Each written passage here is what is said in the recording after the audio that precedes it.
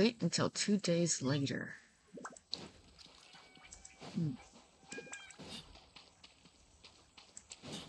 Where am I supposed to be while I wait? I'm just here?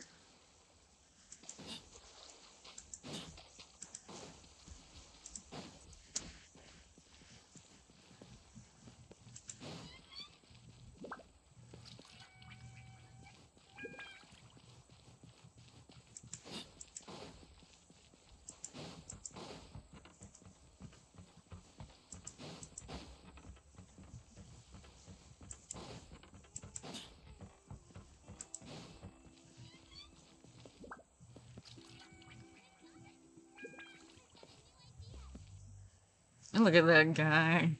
Y'all see that guy? Look at him. Giving a dance to his sweet lady.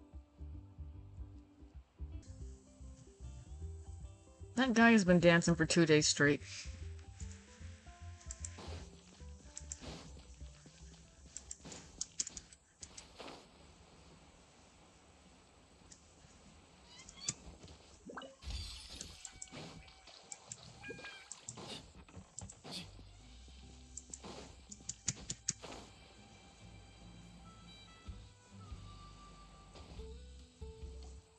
Paimon feels like a whole new Paimon after those 2 days in the hot springs. The Abyss kind of threw a wrench in our relaxation, though. Still, spending time here really has felt like a vacation. The Kaholosaurs are so nice and so fun to play with. Their bellies are super bouncy. Oh, and Atea's snacks were so delicious. She gave Paimon some for the road just this morning, actually. Yelling at some kids who got caught throwing stones in the hot springs, so not much has changed since we first met her. Hey, you guys. Sleep well last night? Yep, this area is so nice. Glad you like it. I was thinking of taking you guys out to do some sea fishing. Later tonight, we can eat whatever we catch. Fresh fish is absolutely delicious right off the grill. Hey, Moalani! Yeah? What do you need? The team sent out to fight in the Night Warden Wars has returned. And Kachina? Is she back as well? Kachina fell in battle. But don't worry, the team was victorious, so the Rite of Resurrection will be held in the stadium soon. That's a relief. The Abyss is cunning, and it was her first time. Mistakes are bound to happen. Exactly. She deserves to hold her head up high. All right, thanks for letting me know. We'll head out in a bit. Jeez, she sounded a little anxious there. Had me thinking it was bad news for a moment. Moalani, you said the Abyss was cunning just now, but it seems like the Abyss just wants to destroy everything. Like, think about all those monsters that attacked your tribe. If there really was some sort of cunning plan, wouldn't it make more sense to send them to attack Kachina and her small team? Not that Paimon wants them to be in any more danger, it's just... Relax, I get it. The Abyss is difficult to understand, that's for sure. At a glance, it certainly seems like the only goal is total destruction. The Abyss isn't a living entity after all, so what capacity for logic or planning could it possibly possess? But through our long history of fighting the Abyss, we've realized things aren't quite so simple. 500 years ago, the Abyss invaded Teyvat. You know about that, right? That's right. Conria suffered greatly during that time. But so did every other nation in Teyvat. And Natlan was the worst affected of all. It took the combined efforts of the then Pyro Archon and heroes from every tribe to finally repel the Abyss. Even so, the effects of the invasion lingered for hundreds of years, only able to be reversed little by little. Our tribe's waters were contaminated. The Children of Echo's territory was overrun by dangerous sludge surging from underground. Unrelenting black winds tore across the lands of the Flower Feather clan. It was like each disaster was designed for a specific tribe. Exactly. We once thought that the Abyss's desire for destruction was a sort of primal instinct, but its methods are, in truth, marked by intelligence. We now believe the Abyss has invaded the Night Kingdom, and has the capacity to read the memories of this land at any given moment. And that's how it became so dangerous and cunning. Almost like it knows you inside and out. Yes, and that's why we've been unable to fully eradicate it, even after all this time. Luckily, the problems left behind by the Abyss have been successfully addressed by the various Pyro Archons we've had over the years. Now every tribe is prospering and things are looking up. I mean, just look at what we managed to do a few days ago. We totally fought them off.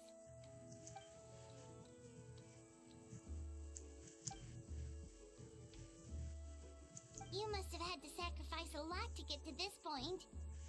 Every battle, every sacrifice is in pursuit of a future where we get to stop fighting. Responsibility, duty, unavoidable burden. Everyone in Natlan views the war differently. But I believe we will be rid of the Abyss one day. And the efforts of all who fought against them will become a story for the ages. To think that my name could survive in ballads passed down to future generations, it's kind of romantic. Everyone has something that drives them forward, you know? We have to. Not only for ourselves, but for our future. Anyway, let's head to the stadium. Our fishing trip can wait until Kachina's back with us. The sea's not going anywhere.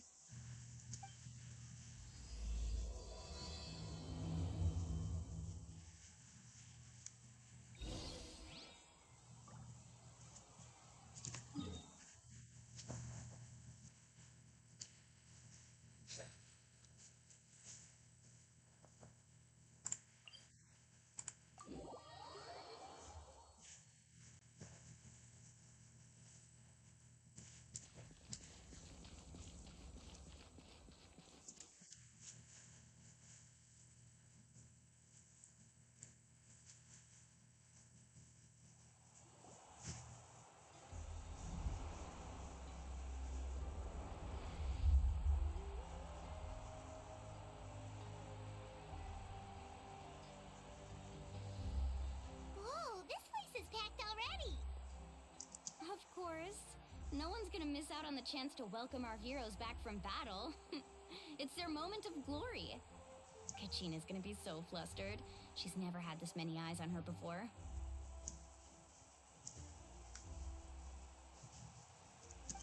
Yeah, she doesn't seem like the kind of person who likes being the center of attention. Looks like I'm just in time. Kanich, you're here! Yeah, a commission ran longer than expected, but I made it. I heard about the incident with your tribe, Mualani. Is everyone alright? Yeah, it's all taken care of. Our new friend here's got some tricks up his sleeve, by the way. He's just as strong as Kachina made him out to be. Hey, look! Is it about to start? That's right. Someone will come out and recite a eulogy, and then we'll sing the Ode of Resurrection together. Come on, let's find a spot with a good view. When the singing starts, just follow my lead and you'll be fine. Let's go somewhere higher up so Kachina can spot us.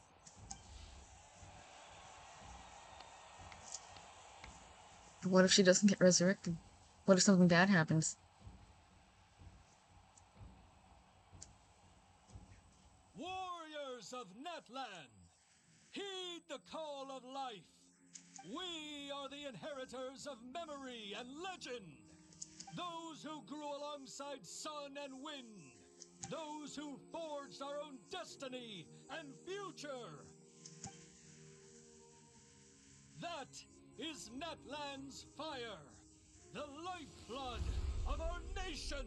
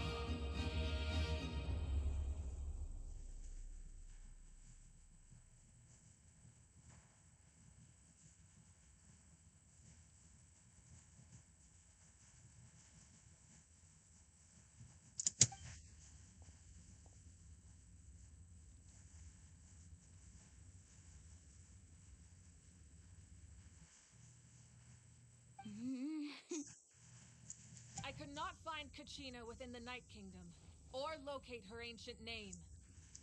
What? I knew it. What does that even mean? Usually once the ode is complete, the Pyro Archon and resurrected person will emerge from the flames. But something went wrong. What's going on? This has never happened before. Well, I think it's pretty obvious. Clearly, the team sent to fight the Abyss didn't win after all. Think about it. The Ode rekindles all victors. We've witnessed it countless times. Since the Archon couldn't find Kachina in the Night Kingdom, that must mean there's more to this victory than meets the eye. Hey! You just haven't gotten over the fact that Kachina beat you in the pilgrimage! Pathetic. The both of you. Your wild guesses are misplaced. We completed our mission. Maybe you did, but who's to say whether that little girl even contributed at all? Maybe she got scared and ran off. Why would the YAB recognize someone like her, even if she was on the winning team? How dare you insult a hero of Natlan like that? Kachina sacrificed herself to repel the Abyss. She doesn't deserve to be subjected to your vile rumors when she's not even here to defend herself. Calm down, Mualani. There's no point arguing with the likes of them. I can't just sit here and let them slander her like that. To insult a hero of Natlan, the person actually has to be a hero. You... Think about it, everyone. Who do you think is really at fault here? A girl who never should have even gone to war? Or the great Pyro Archon? Why would the rules of our nation suddenly stop working? It's true. If she wasn't revived, it must mean she failed to achieve victory. Maybe the YAB interpret victory in different ways? I mean, that girl didn't look all that strong to me.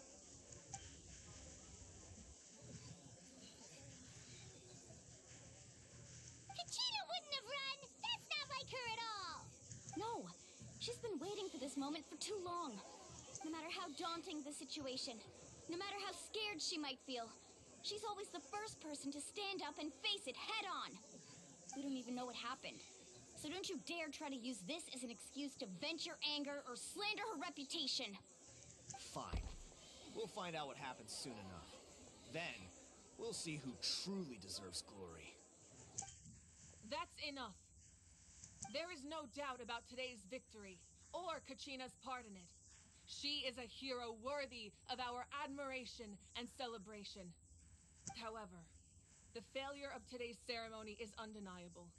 Kachina has not been rekindled, and I offer you all my deepest apologies as I continue to investigate this matter. To prevent further casualties, I have decided to suspend the pilgrimage until this matter is resolved. What? No one is all-knowing. No one is infallible, not even myself. But doubt is a means by which we seek the truth, not a weapon we wield against others. I didn't mean it that way, Archon. I just... If there are things you wish to clarify, then ask me directly. Doubt my answer if you wish. But now's your chance. You have concerns? State them. No, of course not. Even though I have said nothing to change your mind, then it would seem the truth never mattered to you at all. That guy doesn't even have the courage to answer the Pyro Archon's question. So much for all that glory talk earlier. I have a question, Archon. My friend Kachina. Do you have any idea where she is? It's extremely important to me. I know you said you were investigating the situation, but I'm sorry, that's not enough. I've already shared everything I know. If you want to learn the truth and rescue your friends sooner, you should join the investigation. So, what do you say? Of course I'll join. In that case, come see me in the speaker's chamber. We should join them. Oh, and if it's not too much trouble, could you drop by as well, Traveler? I'd like to have a chat. Rest assured, everyone, I'll keep the tribal chiefs informed on the progress of the investigation. Once again, I apologize for the outcome of this ceremony.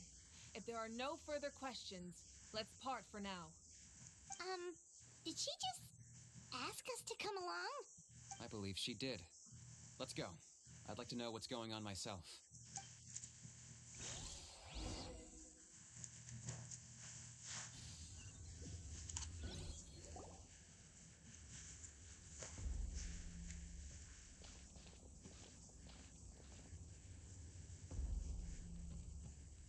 situation is urgent, so I'll get straight to the point. Kachina is undoubtedly a hero of Natlan, and I'm deeply sorry this happened to her. There's been unrest in the Night Kingdom, but I don't know what's causing it. As a result, I've been unable to track down her location. Until we find and address the cause of the unrest, the Ode of Resurrection will continue to be ineffective. And that means Kachina won't be able to come back? That's correct. Not until the problem with the Night Kingdom is resolved.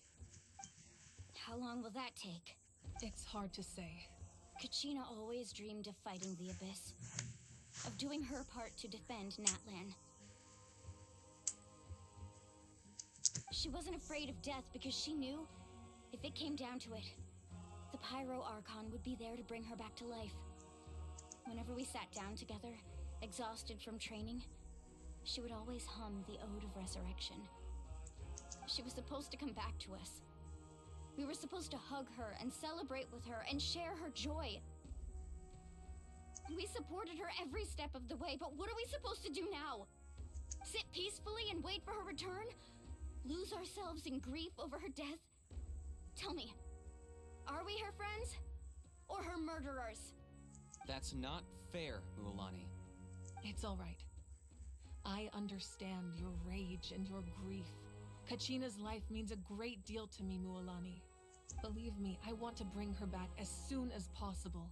I would give you that peace of mind if I could. But please, hear what I have to say so I can at least give you a broader picture of the issue we are now facing. Considering the recent attack on your tribe, I believe the Abyss has found a new means of undermining the rules of our nation. You mean... The Sacred Flame. The foundation of our resistance against the Abyss. If we continue to hold the pilgrimage and send teams to fight the Abyss, there will likely be more casualties. But if we stop altogether, the Sacred Flame will only grow weaker.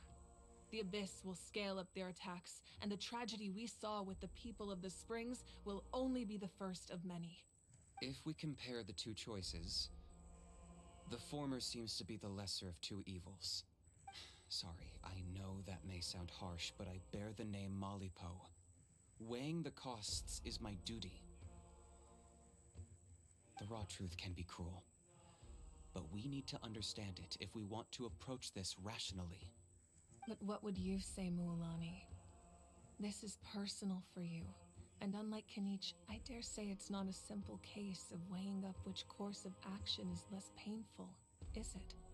No. I can't choose between them, and I don't want to. Saying that one is preferable over the other is disrespectful to the people who suffered. You're saying it doesn't matter whether I suspend the pilgrimage. The consequences will be equally painful. Yes. What happened to Kachina breaks my heart. But I couldn't bring myself to sacrifice other people for her sake. And that is the crux of the problem. It's not simply a matter of choosing the lesser of two evils. Either way, there will be people who suffer. And the end result will be the same. Belief in the pilgrimage will waver. Once doubt has crept in, the people will no longer unite in battle against the Abyss. And that is exactly what the Abyss wants. Their ultimate goal isn't to break the rules that make the Ode of Resurrection work. It's to destroy the people's faith in them. To prevent what happened to Kachina from happening to anyone else, we need to suspend the pilgrimage. So that is my current plan. And in the meantime, I've made efforts to strengthen each tribe's defenses. Then, we have to find another way of strengthening the Sacred Flame to keep the Abyss at bay. This won't be easy. I'll need time to figure out the best approach. I understand your anger, Mualani, but I hope that provided some clarity at least. Wow. Hyman thought things were gonna get heated for a second, but the Pyro Archon took the time to explain everything so patiently. I owe you an apology, Archon. I let myself get carried away earlier, and I'm sorry. You're right. We need to focus on finding solutions. We could always hold the pilgrimage without sending a team to fight in the Night Warden Wars. That way, we would still be able to fuel the Sacred Flame. I've considered that, but the two events have nearly always been linked. Without the chance to fight the Abyss, pilgrimage rankings lose their prestige, and competitor numbers will drop. With fewer participants, the amount of contending fire produced will decrease, and the vicious cycle will continue indefinitely. So, essentially, the Abyss is taking Kachina hostage. You've learned about the concept of ley lines during your travels, yes? The Night Kingdom is something similar. Staying there for a short period of time shouldn't have an effect on the person. But with the Abyss in the picture, it's a different story. Your sense of self will be devoured until eventually you become one with the Sea of Souls. Imagine pouring a cup of water into a rushing river. You can try to scoop up another cup, but there's no chance it will be the same water you had before. I won't sugarcoat it. That is the danger Kachina is currently facing. Just like you said, Archon. Both of these problems need to be addressed. You can focus all your efforts on dealing with the Sacred Flame.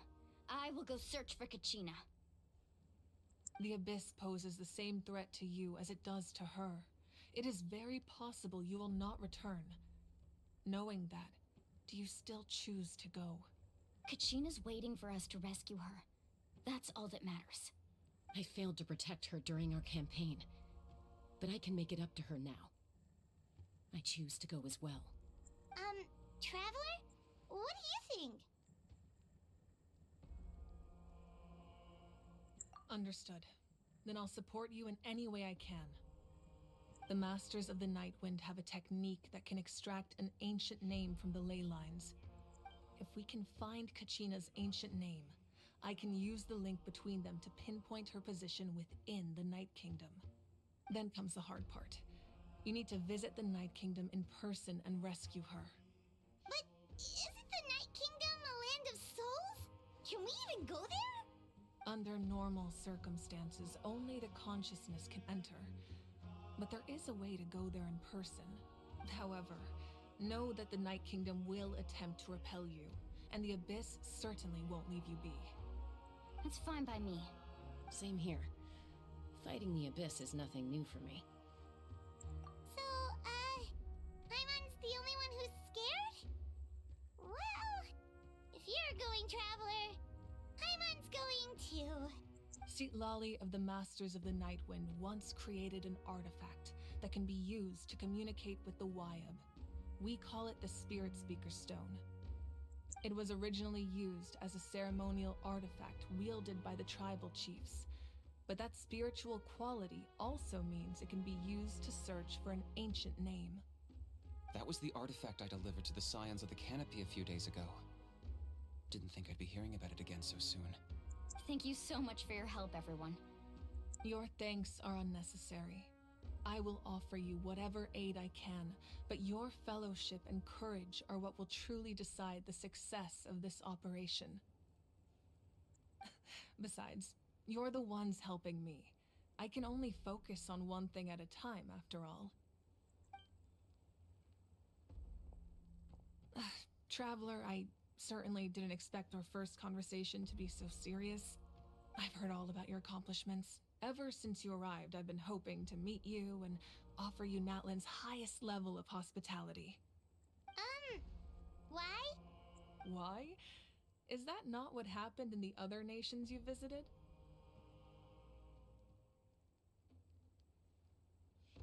Yeah, things were pretty complicated at the start. And, in the middle. But our reputation's solid nowadays. That's more like it. After all, I've heard you're someone who transcends fate. Perhaps even more than you can imagine. But we can talk about that some other time. Ideally, this would be the perfect night for a drink and some musical ambiance. But there are important things to be done. Oh, I almost forgot. Atea was wounded in the fight against the Abyss. She wanted us to give this to you. It embodies fond memories and my strength of will. That's what she asked us to tell you. She said you'd know what that means. I didn't think this day would come so soon. flames of her life force. I can feel them flowing within the talisman. If things were different, the two of us could have enjoyed the hot springs together while she gave this to me in person. We're supposed to be hot spring buddies after all. But don't worry. This talisman means a great deal to me. I'll take good care of it, and once this is all over, I'll pay Atea a visit.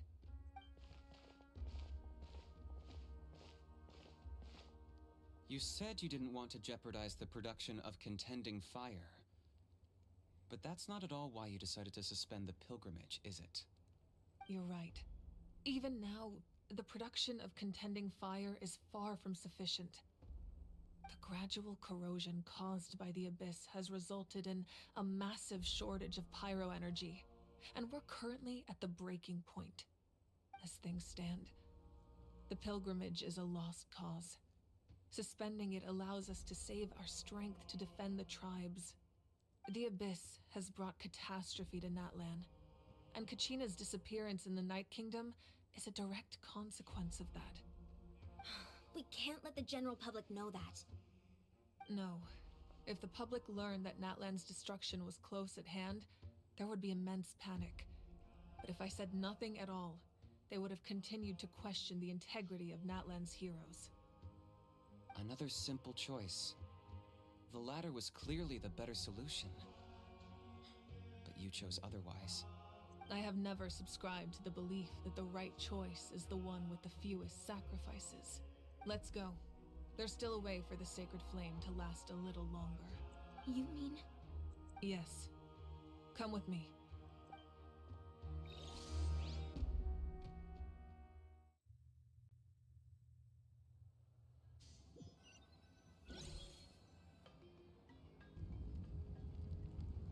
The sacred flame must never go out. Not only does it strike fear in the Abyss, but it's also the pillar of Natlan's stability. So until our heroes are ready, I will sacrifice my power to keep it burning. But that can only last so long. I think we should focus on the remaining ancient name-bearers. Don't let desperation cloud your judgment. Those chosen by the Wyab have already embarked on their destined path. It is for them to decide how that journey ends, not us. All we can do is support them. Even so, for you to make this sacrifice, it's not right. If not me, then who? No other is capable of sustaining the sacred flame. I possess great strength, but I'm not above my people. This is part of my duty.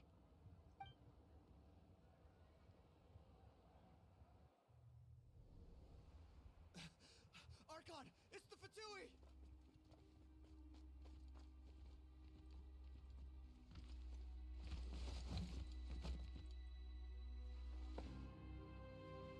The Archon of Natlan.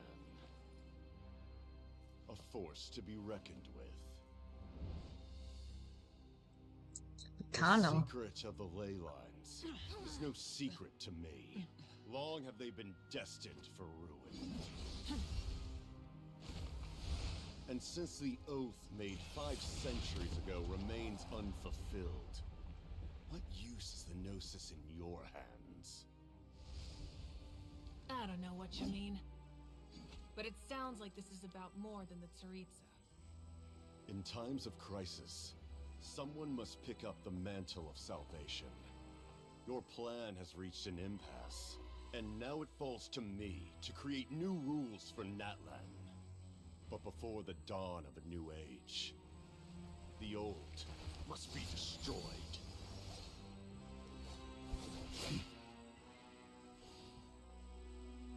I assume that's the end of your speech? Good. People like us. Let our blades do the talking! I want him to take off his helmet.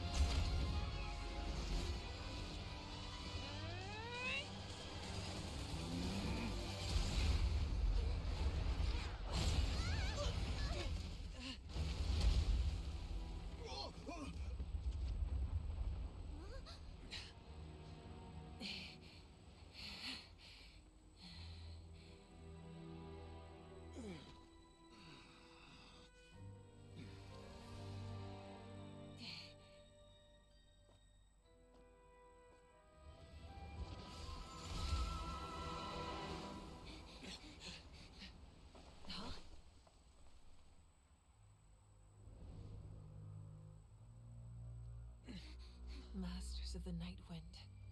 Send word. The captain and his followers must be apprehended.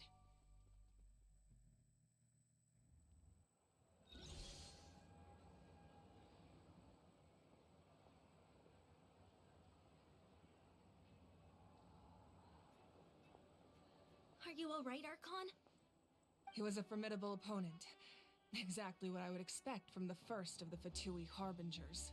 I never imagined someone could match you in combat. If the Tsaritsa sent him here, why would he bring up what happened 5 centuries ago? Yeah. And how much does he know about Natlan? The Harbingers are all driven by their own personal goals. The only purpose that unites them is collecting the Gnosis. But I'm sure the captain has his own reasons for being here as well. Whatever his motive, we should shift our focus to the Fatui. If they attack again, and we're not prepared, we're done for. No, we're running out of time. The wound I inflicted should hold him back and weaken him for the time being. Besides, I'm sure you noticed, the power that came to his rescue just now came from the Masters of the Night Wind. In other words, there are traitors among us. Not necessarily. This could prove to be a very valuable turn of events. When we exchanged final blows, I sensed an unusual presence within him. I'll need to investigate further. Kanich, go to the Masters of the Night Wind and look into who could have aided the captain. Speak to Lali. She should know. Of course, I'll head out right now. Do you still intend to... Yes, but fear not.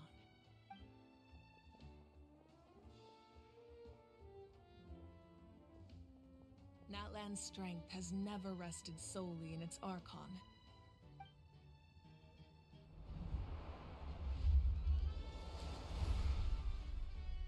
Together we foresaw the only path that leads to our nation's future. We must trust in that vision now. Why is that little girl with her, though?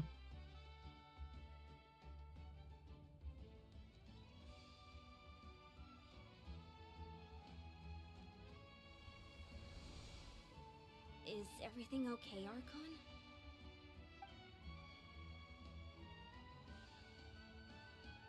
Completely fine. Just lamenting the fact that I never got a picture when I could still turn my hair into flames.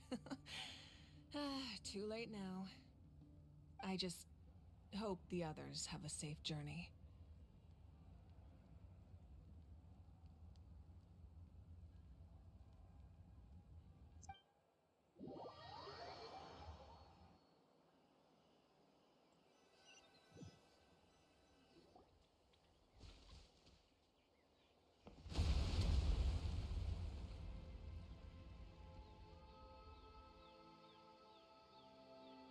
What's happening at the stadium? Did something explode? It feels like the Archon unleashed her power.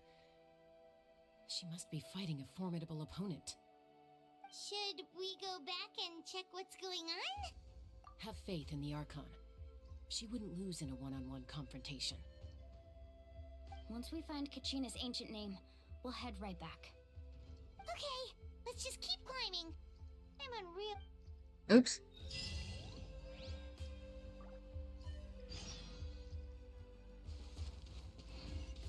You know who we haven't seen yet? Who we usually see around this time?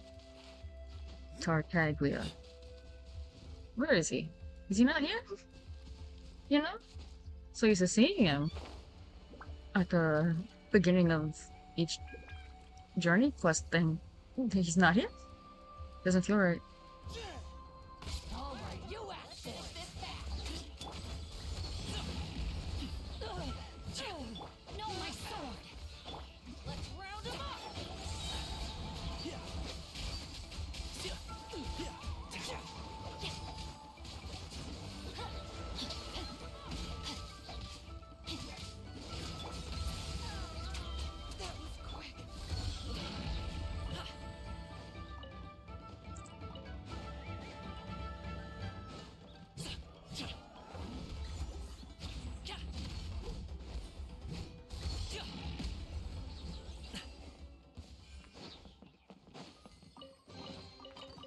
Come to those who wait. I want those. Oops, sorry.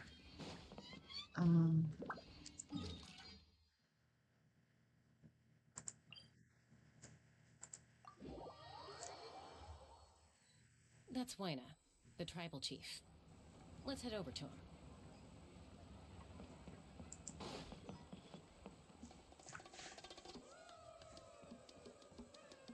Chaska. Nice to see you again, Wyna. I'm afraid we don't have time for pleasantries, so I'll get right to it. We're here for the Spirit Speaker Stone. Whoa, hold on a second. At least tell me why you need it first.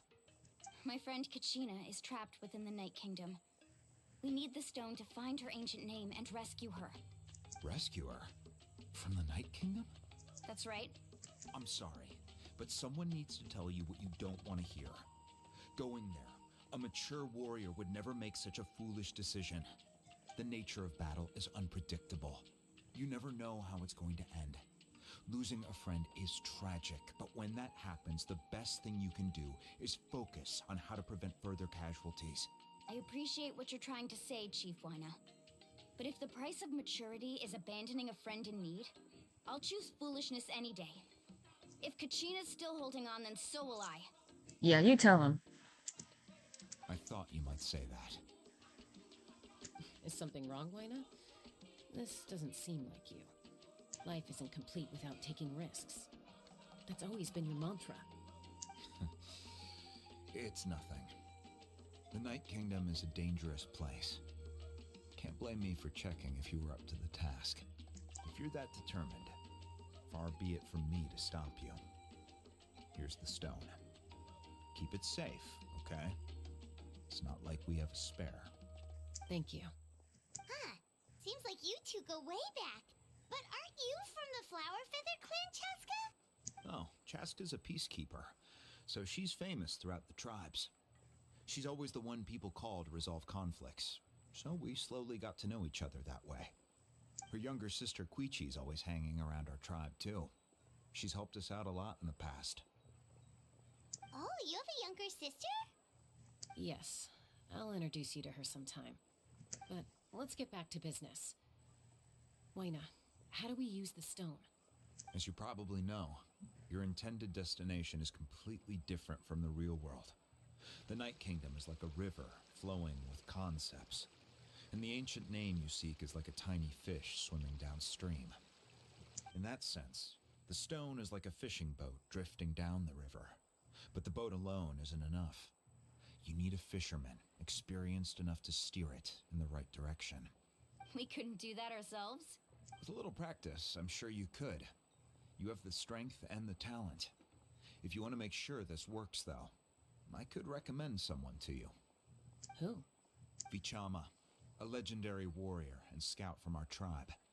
He's got a keen eye and a well-honed intuition. Even his ancient name means to seek. If you're fishing for a name, you're gonna want him on the boat. Bichama? Why does that name sound familiar? He's one of Auntie Atea's hot spring buddies. I've heard stories about him. Where can we find him? Ever since Malco passed, he spends most of his time gazing out at the scenery from the cliff tops.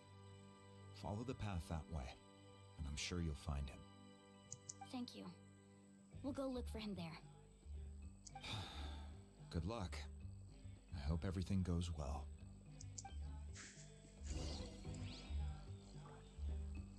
Alright, there it is. I knew I saw something.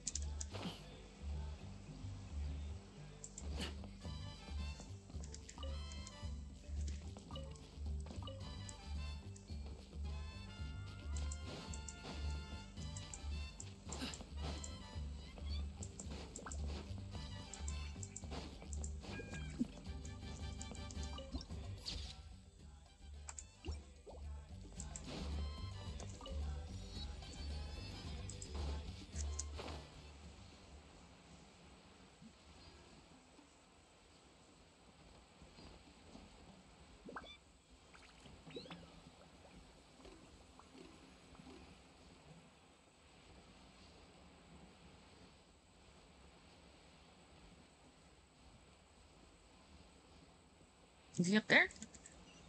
Oh, he's up there.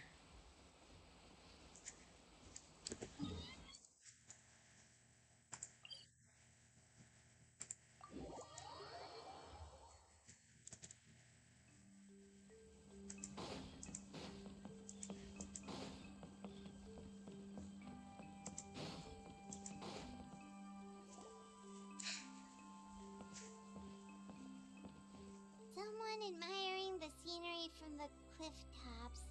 Ah, that must be him! Hello there, are you Vichama? That's me. Did you need something?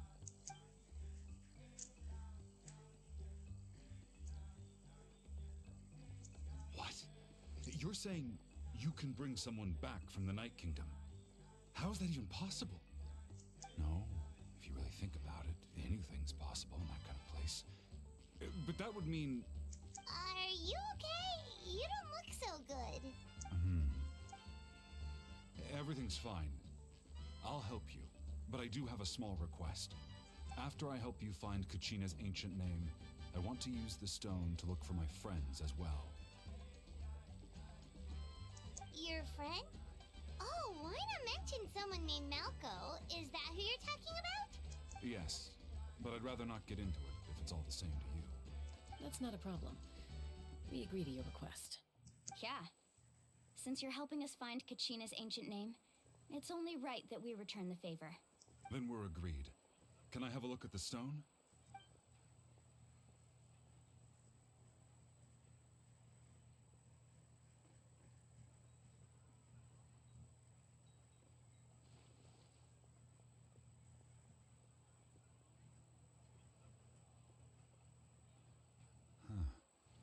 I see. From what I can tell, it functions almost like an abyssal pylon. Both connect the Night Kingdom to the living world. Once the connection is established, the abyss will come surging through the opening like a predator honing in on the scent of blood. So we have to be sure not to use it in a tribal settlement. Wow, you got all that just from looking at it? I just picked up on the basics, really. I still have no idea why it works. You said someone named Lali invented this. They must be a genius. I'll go find an open area and start setting things up. In the meantime, I need you to get 2 things for me. We'll go right away. What do you need? First, I'll need some hook ropes. Pretty much every store around here carries them, so no need to go anywhere special. Oh, and I need to build a net out of them, so make sure you get a good amount. Wait, are you saying you're going to use a real net to catch Kachina's ancient name? How does that work when one's tangible and one's not? By creating something tangible in our world, like a net, we can create a connection to a corresponding concept in the Night Kingdom. Basically, I'm going to use the concept of a net to catch something equally intangible, an ancient name. Oh, I see. What about the second thing you needed? Right. I need 2 chunks of obsidian. Once we bring the ancient names into our world, we'll need a place to store them. Normally, you can only get obsidian from the Children of Echoes, but I heard there's a traveling merchant from that tribe around here somewhere, so maybe you can try your luck there. Gotcha! Alright, let's split up. See that clearing? Let's meet over there when you're done. Oh, and you can send someone with me if you want. In case you're worried I might take the stone for myself. What do you think, Chaska? There's no need. Lena spoke highly of you. That means you're trustworthy. I appreciate it, even though that doesn't mean much to me anymore. Anyway, it'll take some time to set everything up, so no need to rush. I'll see you in a bit.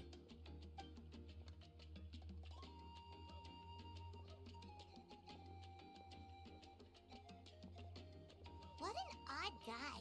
He seems so defeated, but also really invested in the stone at the same time. I don't have any more insight than you, Paimon. Let's just focus on the preparations for now. Hang on, Kachina. We're coming for you. Okay, oops. Gotta buy stuff to make a rope.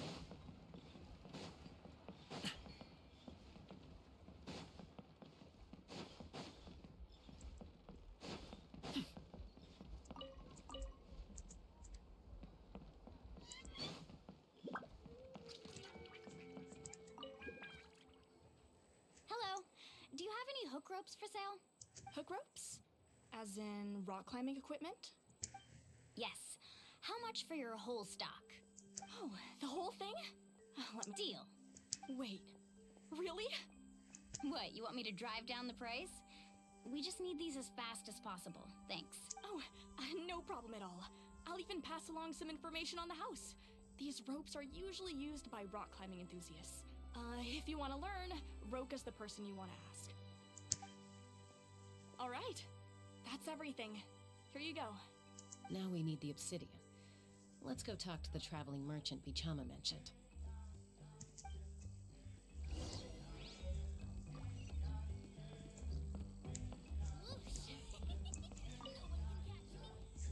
Excuse me, do you sell obsidian? Why, yes. I've got a chunk for sale right over there. Perfect. Is that the only one, though? We actually need two. That might be tough. Tell you what, I'll take a look through these boxes over here and we'll see what we can find. Thank you so much. We'll wait here. Relax. Everything's going according to plan. I know, it's just... I could tell Vichama feels the same way about his friend that I do about Kachina. I hope this chunk of obsidian isn't the only one. Kachina always carries all sorts of shiny stones with her. If I was the one trapped in the Night Kingdom, she'd have a whole pile of obsidian ready in a heartbeat. Well, would you look at that? I did bring an extra. Here you go, young lady. How does it look? Perfect! Thank you. How much do I owe you? If you hadn't shown up, these stones would have just sat here collecting dust. I'll take 3,000 mora for both. Here you go. By the way, I heard you mention Vichama just now. You running an errand for him, then? How's he doing? Malco's been gone for 5 years now. It's about time he started to move forward. Do you know what happened between them? I heard about it in passing while I was out drinking one night, but I don't know all the details. Vichama and Malco grew up together, and even made a name for themselves together. Malco was an amazing fighter, capable of knocking out multiple opponents in a single hit, while Vichama excelled at scouting and analyzing the battlefield. The two made an excellent team, and managed to beat back the Abyss several times. 5 years ago, they both emerged triumphant in the pilgrimage, and were placed on the same team to fight the Abyss. But on the eve of battle, the Abyss launched an attack on their tribe, and Vichama suffered an injury to his leg while attempting to rescue someone. Then what happened? The team agreed that he couldn't fight the Abyss in his condition. Vichama didn't argue. He knew going to the front lines with an injured leg would make him a burden in battle. So they raised the issue with the Pyro Archon, and she agreed to let him stay behind. It's just... Malco and the others ended up facing hordes of abyssal monsters in numbers that far exceeded anyone's expectations. The team made an error in judgment, and they fell to the onslaught. Vichama went into a deep depression after that. He blames himself for everything. Oh, you're not wrong. But it's possible he chooses to blame himself. Not because he did something wrong, but because he wasn't able to do anything at all. I've tried convincing him to move forward, to stop dwelling on the past. But the shadow of Malco's death hangs over him still. The Abyss has caused so much suffering, and some wounds never heal. I wish there was something he could do to make himself feel better. But... anyway, that's the gist of it. Maybe you could help him talk things through sometime. I would really appreciate it.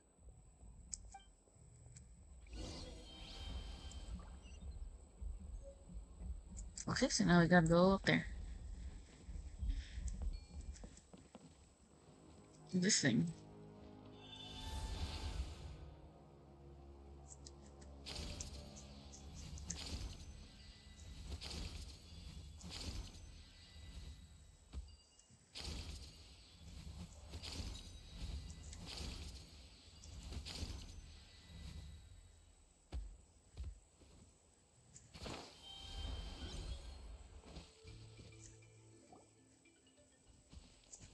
Did you get everything?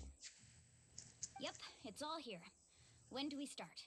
I've made all the necessary adjustments, so we're good to go. As agreed, I'll help you find Kachina's ancient name, and then you return the favor. Go ahead.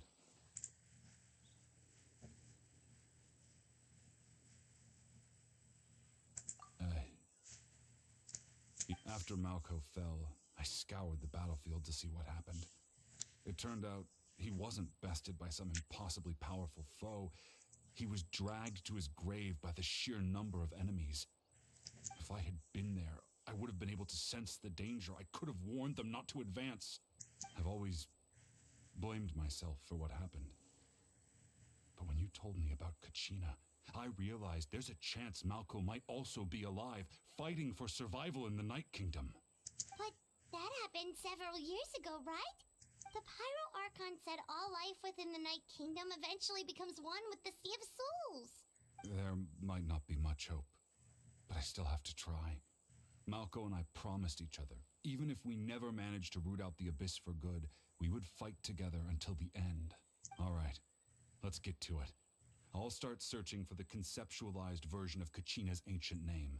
If you see any fragments scattered around the area, please collect them.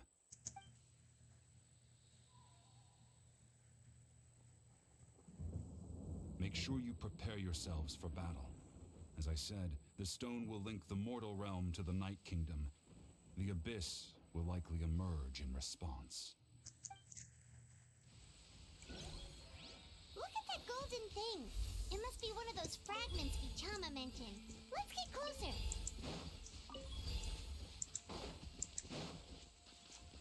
Oh, I can't get that.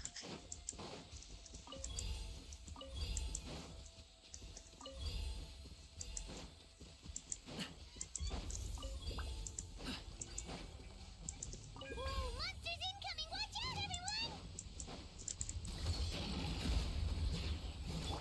Give me some space. Sorry, pal. One with the force.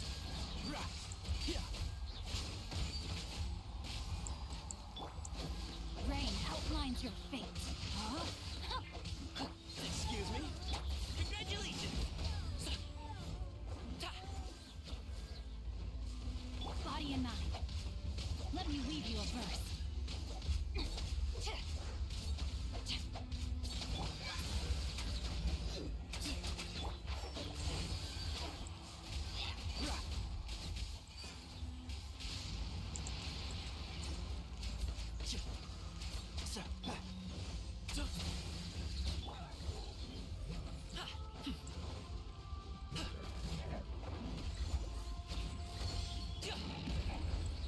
No, my sword.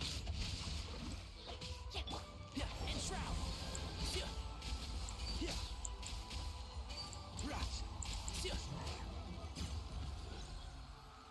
How much longer, Vichama? Not long. We're getting close.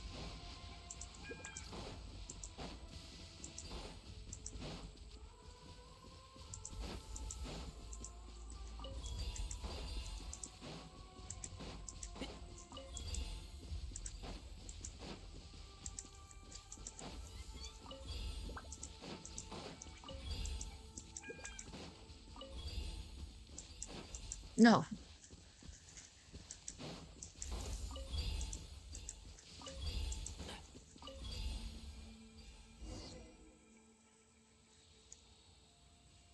Vichama!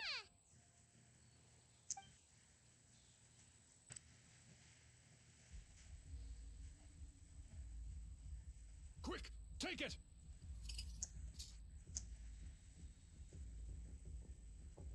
I found Kachina's ancient name. Hang in there, Malco. Just a little longer. Something's not right. The power of the Abyss is getting stronger. The Abyss is corroding his body. Vichama, you can't keep going. You'll die. I should have died 5 years ago. I just need a little more time. Please, I'm almost there. Thank you.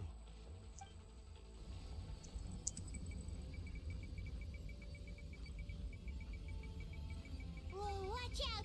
The power of the Abyss is strong.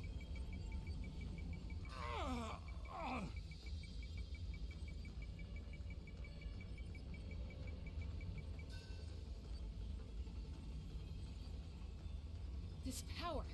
Hanging in there? Malco. No! Why can't I find him? What? We can't wait any longer. Pull him away from the stone, Mualani. I already tried, but the power of the Abyss has him in a chokehold. It's like he's tied to the stone with an invisible rope. In that case, we have no choice. I'm sorry, Sea Molly. Get back! Chaska, wait! Ouch! What happened just now? It looked like the Spirit Speaker stone was... The stone's power was spiraling out of control. The only way to stop it was to destroy it. You were all caught in the shockwave of the explosion. You might feel dizzy for a while, but that's normal. Give us a heads up next time, will you? You're lucky we managed to dodge it in time. I thought I said to get back. Yeah, barely a second before you made it go poof. Not everyone has your reflexes, Chaska. We were this close to getting dragged into the explosion. Okay, I'll be more careful next time. At least Kachina's ancient name is still in one piece. Wait, where's Vichama? Vichama! Vichama! I couldn't find Malco's ancient name. It must be completely gone by now. Once your ancient name disappears, there's no coming back. From the very beginning, I knew there was a slim chance, but still. And now... it's too late to save him. From the minute he left that day, it was already too late. Vichama. I'm sure he's heard enough condolences over the years. Let's just give him some space. Huh? What's that in your hands, Vichama? It looks like something's glowing. This is...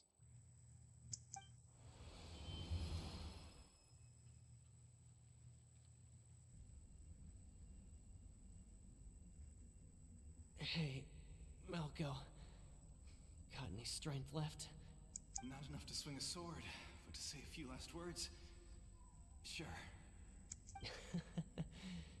Too bad. No one will get to hear them. I never thought I'd actually die on this mission. Not that I'm afraid to die. It's just... hard. Thinking about my mom's face when she hears the news.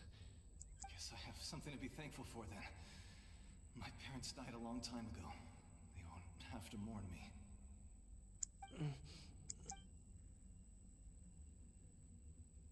Pisak!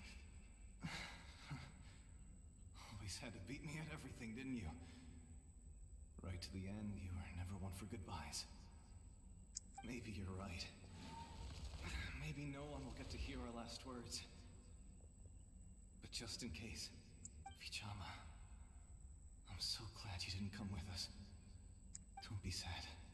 Just keep on living. For the both of us.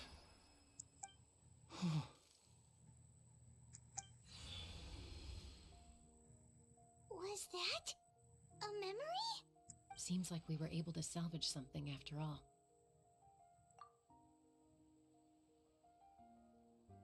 Of course. Seeing him, hearing his voice again, it makes me unbelievably happy. But it also brings with it an even deeper pain. A deeper pain? Why? Malco was always the type to put on a brave face. But in that memory just now, his hands were shaking, and his smile was forced.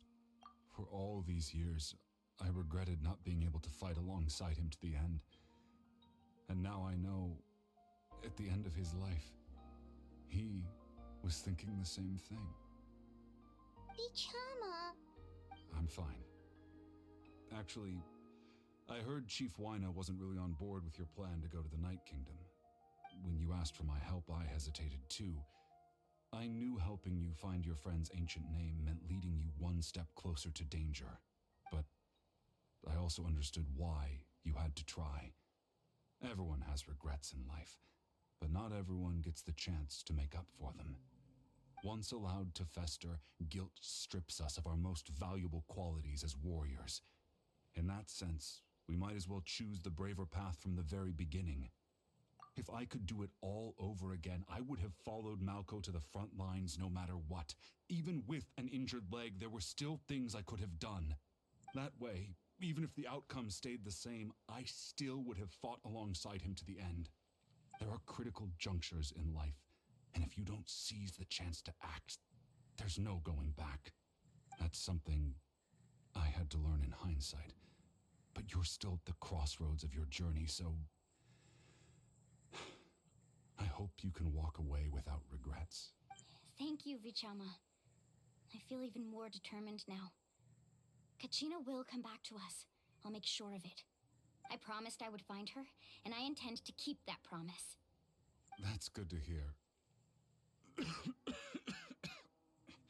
Strange. My body, it's... Once abyssal corrosion enters the body, a portion will fuse itself to your internal organs. Even though the Traveler possesses powers of purification, the corrosion can never be fully eradicated.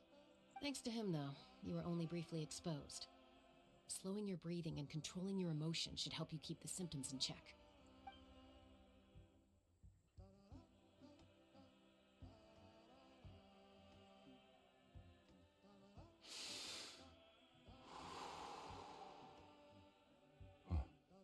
That does make me feel better. You seem very knowledgeable about all this. Just speaking from experience, that's all. Anyway, we've recovered Kachina's ancient name, so we're off to a great start. Let's get Vichama back to his tribe and tell Wyneth the good news. Oh, and apologize for destroying the Spirit Speaker Stone. We had no choice, though, so he'll probably understand. Right?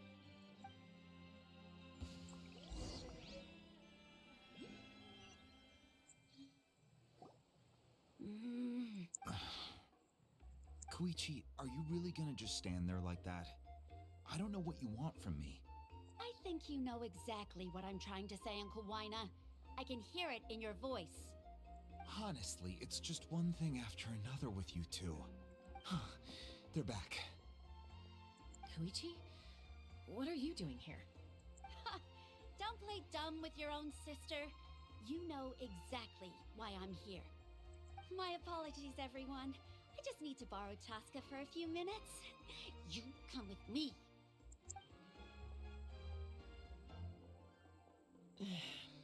I'll be just a moment.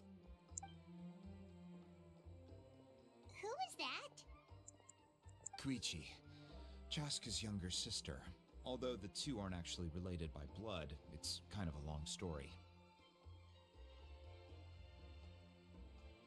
It's not really my story to tell, but I guess it's not a secret. You see, Chaska was actually raised by cuckoo sores. She was afflicted with a rare disease when she was a child, and abandoned in the wild as a result. The Abyss found her out there, all on her own, and tried to devour her. But in the end, all that did was trigger her will to live. That strength of will pushed her to survive. But it also planted a seed of conflict within her. Eventually, she was adopted by the cuckoo sores. Wherever they went, she followed, getting into fights right and left. For some reason, Paimon can totally imagine that. Well, when Chaska finally returned to human society, it was Koichi's parents who adopted her. At the time, Chaska still had a habit of getting into fights, so Koichi was always taking her around, apologizing to everyone. I remember those days. One of those fights was definitely with me. But, you know, kids. You're fighting one minute and your friend's the next. Eventually, she found a way to rein in that desire to fight. And now she's who people call to resolve conflicts. She's known as the Peacemaker. It sounds like she still argues with Koichi, though. Don't siblings usually stop fighting when they get older? That's partly my fault. Koichi asked me to stop Chaska from doing anything dangerous, but you probably know by now, once Chaska makes up her mind, there's no changing it. Oh, I get it. No wonder you tried to talk us out of going to the Night Kingdom. Chaska even said that wasn't like you. I'm all for your adventure. You need to take risks when you're young, because by the time you're my age, you couldn't attempt something like that even if you wanted to. Better try now than live with regrets later. That's what I say. Still, I can understand where Koichi's coming from. In the end, nobody wants to sit back and let a loved one put their life on the line.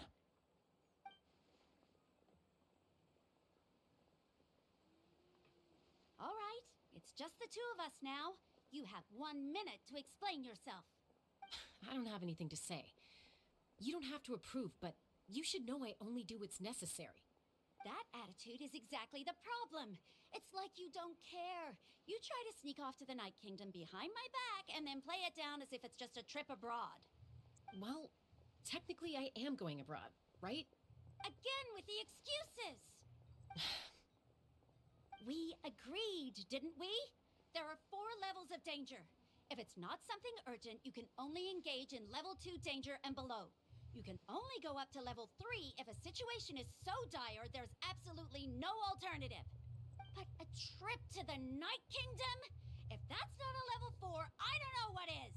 And you were just going to sneak into the place without saying anything. What do you mean, sneak into the place? I always planned on walking in there with my head held high. You bought off Uncle Wina, didn't you? He promised me he'd stop you from doing anything dangerous. Oh, it's like he didn't even try. You feel like he went back on his word. What if I told you my mind was made up, and there was nothing he could have done? Not even by force. Oh, I knew it! So he did try to say something, but you didn't listen. This is important. If you were in my shoes, you'd make the same decision. You don't know that? I'm a doctor, and I handle logistics. If you're going to waltz into a dangerous situation where you could lose control at any moment, it's my duty to say something. All right, whatever. Anything else?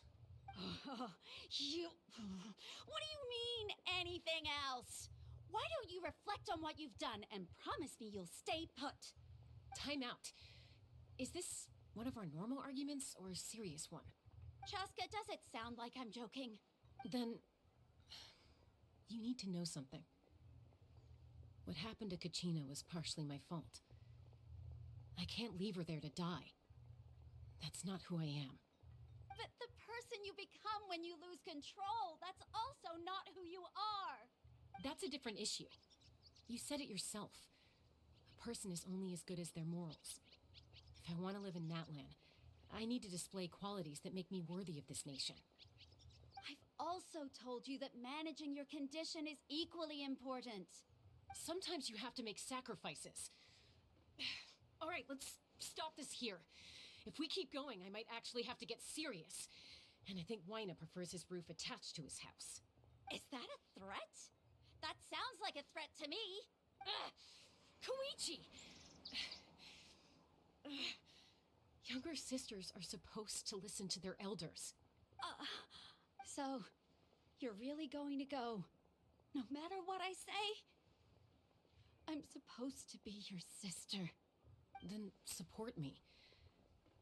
I'll be back. All you have to do is wait. Chaska. So, that's it. Why'd you have to turn out to be so darn annoying?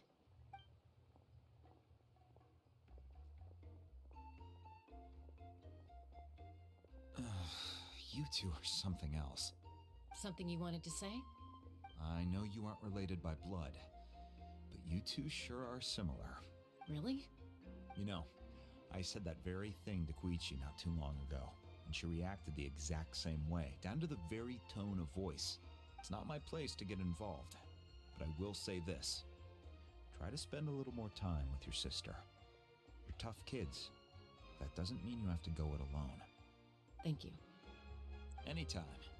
All right. If you're done with the Spirit Speaker Stone, you might as well hand it over.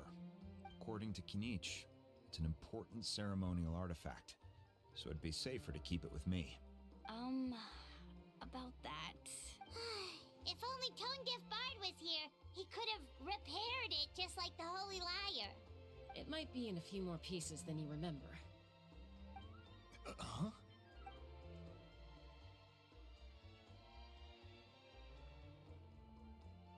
I see.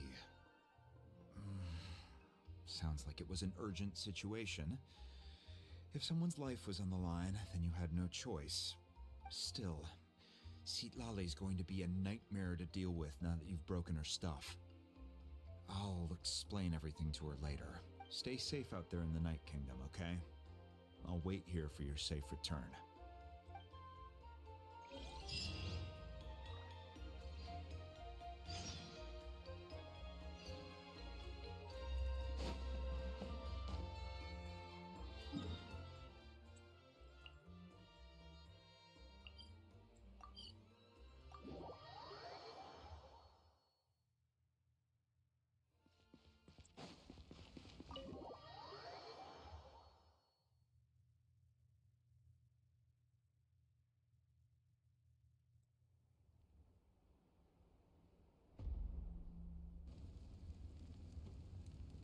We're back! We found Kachina's ancient name, too! Well, it's fairly complicated. Let me give you the condensed version. The Fatui again? We can't go anywhere without them causing trouble. But what if the Fatui finds out you've lost your power? Won't they try to take advantage of the situation? That's why it has to be our little secret. No one else can know, or we're asking for trouble. Look, I wish I could offer you some sort of consolation, but I won't lie to you. With multiple factions closing in, there's nothing comforting about the situation we're facing. Still, all you need to do is focus on your goal. You can leave the complicated matters to me. I can also step in on the Pyro Archon's behalf. There's a limit to what I can accomplish, but I'll help you however I can. There's no need to be so modest, young son. Your incredible strength has long been a well-known fact. You're the pride of your tribe. Archon, I'm sorry about before. You have so much on your plate, so much that you have to worry about. But all I could do was focus on my own feelings. You have nothing to be sorry about. We all get overwhelmed by our emotions, myself included. Your reaction to Kachina's disappearance, I understand that feeling very well. Well, now that we have Kachina's ancient name, let's go track her down. Follow me.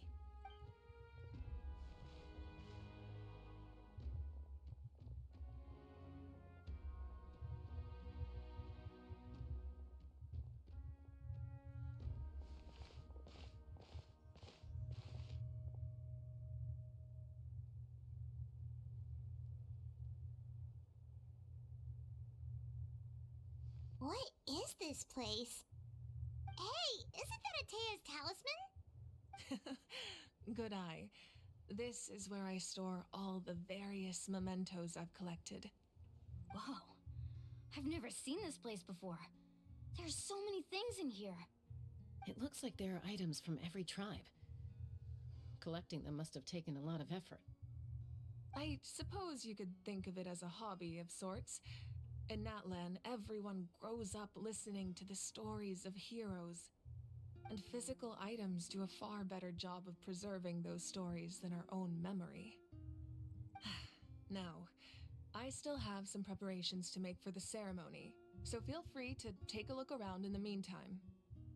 If you're curious about an item, I'm more than willing to tell you about its origins. All right, we'll have a look.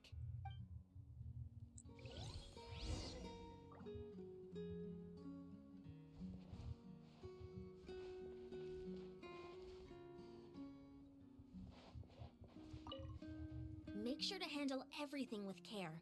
This cup, for example, it's heavier than it looks. This flower looks like it's thriving. You must be good at taking care of plants, Archon.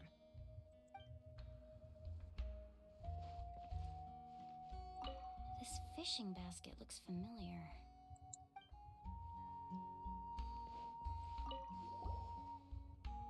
Hey, there's a fishing rod here. It must have belonged to the people of the springs. That's right. It belongs to a legendary fisherman named Matavaru. I have his entire set of fishing equipment, actually. He and I met in a tavern. He told me about a particular kind of giant fish and his meticulous plan to catch it. In his eyes, I saw a hunger and a strong fighting spirit. To him, the sea was the battlefield upon which he staked his honor. So, did he do it? The next time I saw him, he was covered in scars. It turned out the fish he sought had been corroded by the abyss. He managed to kill the fish, but sustained a serious injury in the process, which meant he could never go deep-sea fishing again. Can a fisherman claim victory if he fails to bring back his catch? That's what he asked me in the end. Well, Paimon thinks he won. That was my answer as well. The experience was far more valuable than the prize itself. In the end, he didn't want his tools to go to waste, so he gave them to me. Wait, that means you also know how to fish. Maybe we can go head-to-head sometime.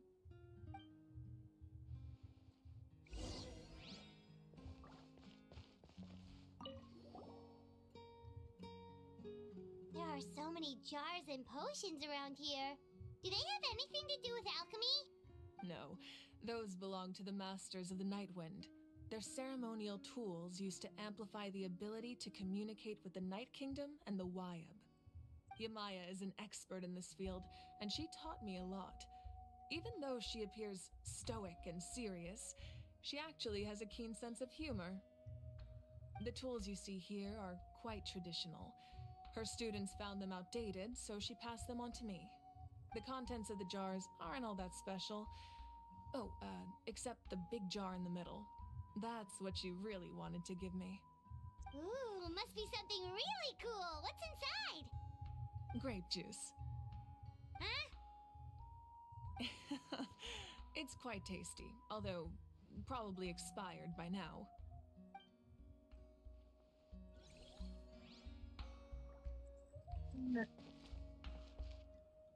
Oh, it's over here. This is Atea's talisman. I'm sure you're familiar with this one already. Atea was rarely ever without it. The talisman brought her a lot of luck in battle.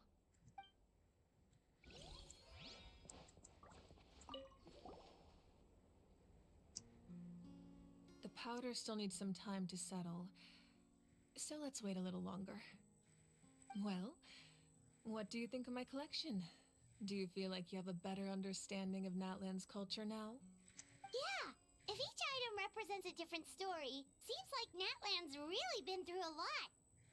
Does every item hold a special memory, just like Atea's talisman? That's right. The items in my collection actually serve a similar purpose to the ancient names passed down among the tribes. They demonstrate the true shape of time. The shape of time? Most people perceive time as a linear concept, almost like a straight line that can only move forward. We cannot change the past or predict the future. But there's also a different theory, one that I believe to be closer to the truth. Namely, that the past, present, and future all exist at once. At once? Paimon's not sure she understands. Let's say your journey ended right now. Thinking back on your experience in each nation, which one would you say was the most important? Exactly. Even at the end of your journey, the things you experienced along the way don't cease to exist. They become part of who you are.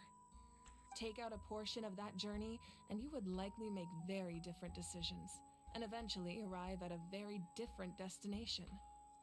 The future is the same way. It exists even though it has yet to come to pass. We just lack the means to perceive it. Of course, there are those with the power to foresee the future. They simply call it by a different name. Fate. You're quite familiar with that concept, I would imagine. That does kinda make sense. The future hasn't happened, but already exists. Humanity excels at living in the present, but too often we forget the past and neglect the future, while the pilgrimage and the Night Warden Wars lead us to a better future. Only by uniting the people of Natlan across countless eras can we fight back against an enemy as formidable as the Abyss. To come up with such a set of rules, the first Pyro Archon must have possessed a level of insight I can only imagine. That's correct. At first, he was a mortal man with no special power. After he ascended to the divine throne, he used it to borrow power from the heavens and establish the rules of Natlan. Namely, a framework through which ordinary people can ascend to Archonhood. By holding the pilgrimage, we're able to determine the strongest among us. And when that person ascends to the divine throne, their inner flame will awaken. In addition, the sacred flame will grant them significant knowledge and memory of this land. After all, that's how I came to know everything I just told you. So, it all comes down to the power of the divine throne and the rules. Wait, is that a family portrait? Yes, that's my mother, father, younger sister, and the little saurians we raised. I turned a piece of my dad's leather armor into a canvas and commissioned a famous artist to paint our likeness. Your sister is so cute! It looks like the two of you are really close. Paimon was having a hard time thinking of an Archon as an ordinary person, but seeing this portrait, it kind of makes sense now. It really doesn't look like there was anything special about you before. Oh, wait, is Paimon allowed to say that? A little late for that question, don't you think? Sorry! Paimon's so sorry! Paimon's mouth works faster than her brain sometimes! It's all right. I'd never get upset over something like that. No matter what others may say, my past is a precious part of my identity. I'm forever proud of the life I used to lead. Becoming the Archon doesn't mean you sever ties with your family. The position just comes with a lot of responsibilities, so it impacts how often you get to see them. My father made the most delicious stew, so my sister would often bring me a large pot of his cooking, and we would sit on a blanket and eat it together. One time, we didn't close the door securely, and the saurians we were raising ran into the room and knocked over the entire pot. My sister immediately burst into tears. The two troublemakers were going for the meat, but when they saw my sister's distress, they froze on the spot. I still remember the way they laid there, sulking like a pair of children, even after making such a mess. It was frustrating, but in the end, all I could do was comfort my sister and move on. Wow. Isn't that what being a family is all about? I think about that story a lot, actually. As the Archon, I made a vow to defend this nation, and experiences like that, they remind me exactly what I'm trying to protect. Well, what happened after that? This portrait looks pretty old. Your sister must be all grown up by now, right? I believe she ended up working as an architect and artist. She built many houses and crafted many beautiful works of art. Anyway, that's enough about me. Now that the powder is settled, we can begin. Iansan, Mulani, Chaska, over here, please. Place the ancient name up there, and then we'll begin.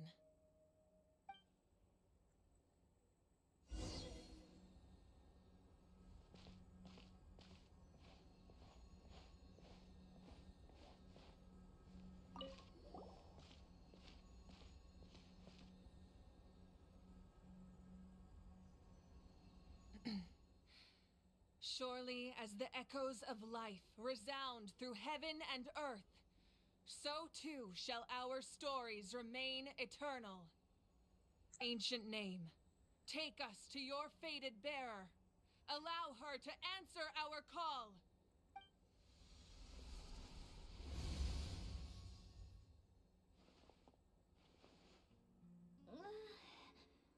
Am I hallucinating again? Kachina, are you okay? Huh? I'm not seeing things, am I?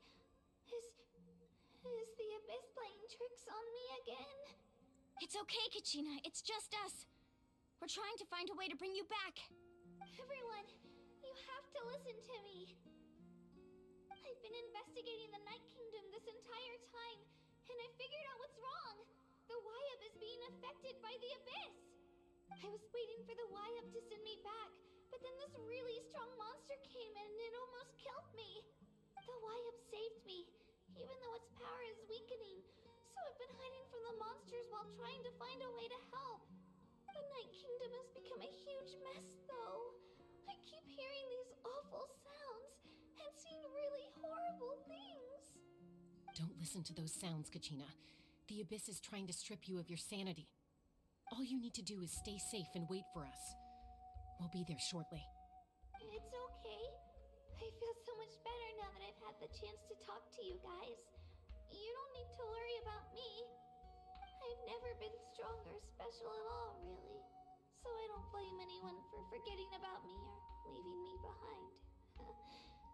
Just knowing you care is more than enough. I'll find a way back. You don't have to put yourselves in danger to come rescue me. You're always like this, Kachina. Now's not the time to act tough. We're coming for you, and that's final. I don't know what lies the Abyss has been feeding you, but I'll tell you something right now. Nobody here sees you as a burden. You're a victor of the Night Warden Wars, a hero of Natlan. All you need to do is wait for us to rescue you, and you'll get all the applause and recognition you deserve. I'm really scared. Everything's so dark and creepy here. And I want to go home. Still, I don't want you to put yourselves in danger because of me. I don't want to hold anyone back ever again. All you need to do is place your trust in us, just like you always have. No one fights alone. We're not leaving you behind. Not ever. Yeah, we're so close. We can't call it quits now. Thank you. Be careful. Looks like we've lost contact. Now comes the most dangerous part. You have to traverse the Night Kingdom in your physical form. This entrance to the Night Kingdom was left behind after an abyssal invasion. Even a brief amount of time inside could expose you to corrosion. I know. I'm prepared for that possibility. All right, then I wish you all the best. I'll tell Koichi to be ready just in case. She's very experienced in dealing with abyssal corruption. That face you just made. Don't tell me you two got into another argument. No, I just feel bad for creating more work for her. I'll go with them too, Archon. The more people, the stronger the party. Thank you so much for your help, everyone. It really means a lot that you're willing to brave these dangers with me. And there's no time to lose, so let's get going. Now that I've lost my power, I won't be able to provide much practical support. But I can still keep an eye on the situation from here. Eon-san, I know it's unlikely, but if you encounter a situation you can't handle... That won't happen. I hope not.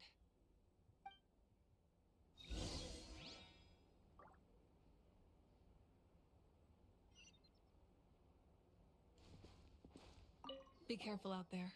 I'll observe this.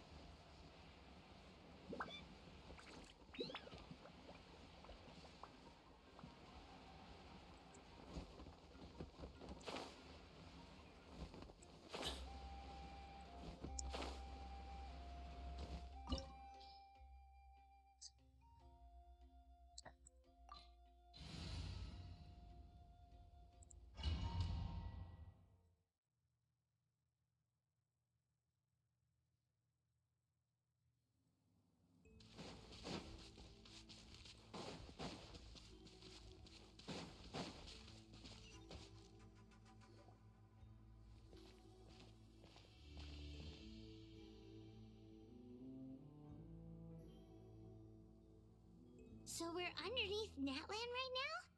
It looks nothing like Paimon was imagining. That's because in the distant past, Natlan was home to an incredibly advanced civilization ruled by dragons. Humans only established their own society after the fall of the dragons. So these are Saurian ruins? Wait, you mean like the elemental sovereigns? They had their own advanced civilization? Yes, a really long time ago. Very few records have survived until now, so no one really knows what the devices here are for. These ruins have been abandoned for a long time, but with the recent increase in Abyss activity, the installations around here have somehow been activated again. So what you're saying is, we're not in for an easy trip to the Night Kingdom. No, it's going to be obstacle after obstacle from here on out.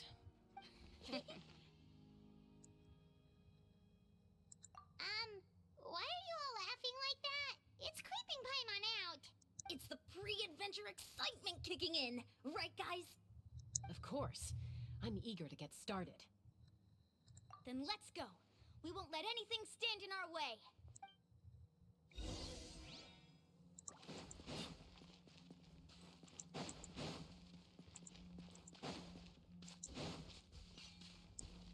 Seems like the road ends here. How should we get across?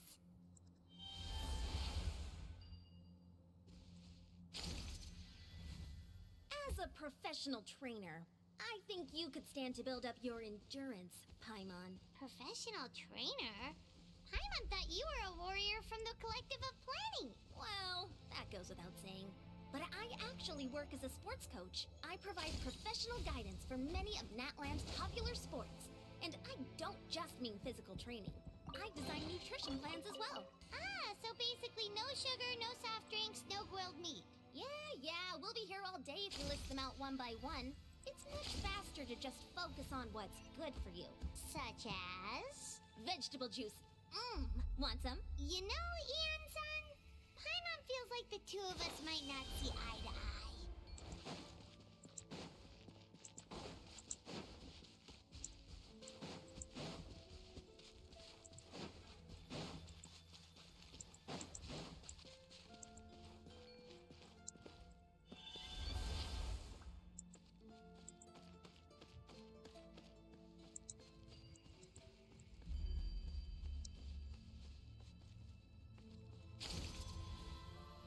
Those guys look familiar.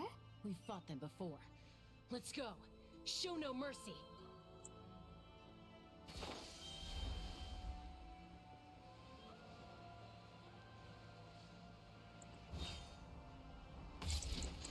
Space. Alley-oop. Many happy returns.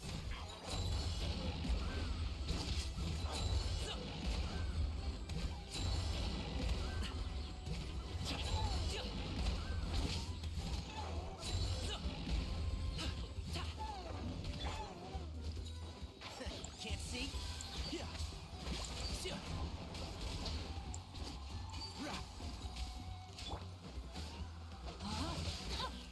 No, my sword!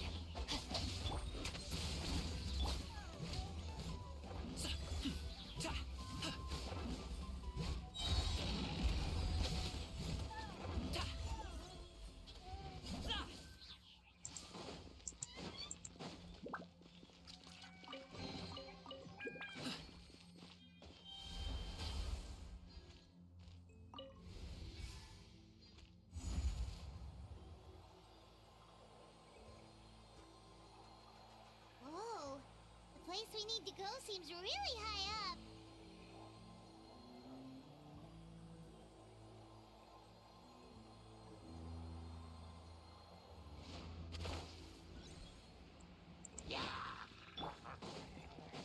One with the force.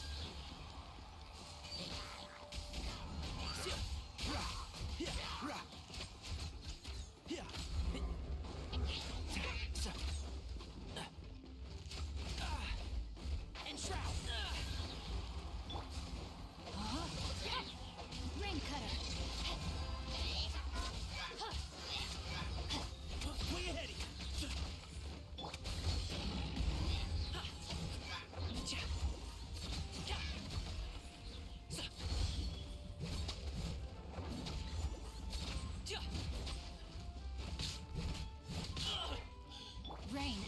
decides your fate. Excuse me?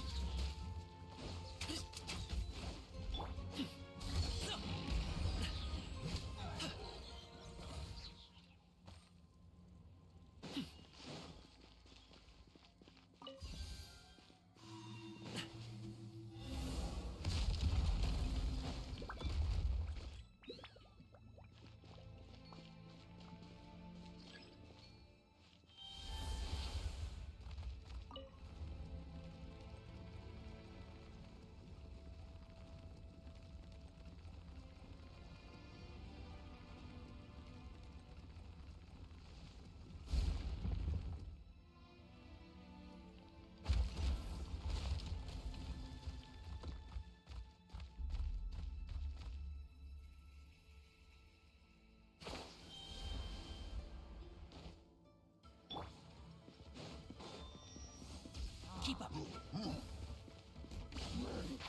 Can't see? You just fall over?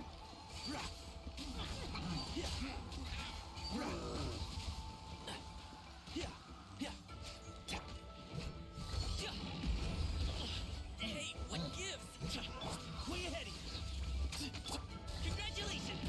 Hop to it, Monzai.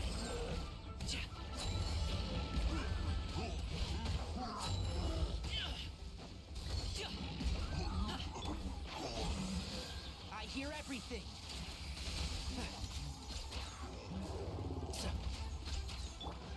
No, my sword! Witness the power of Gugwa!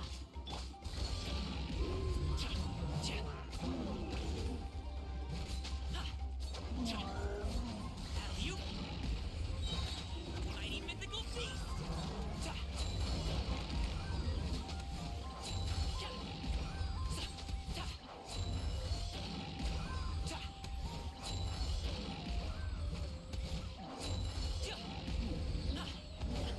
Stop it now.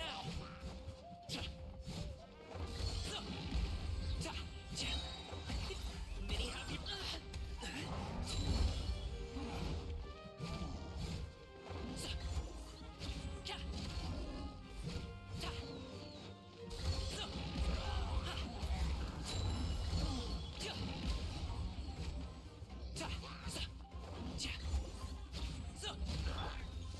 Excuse me? One with the force.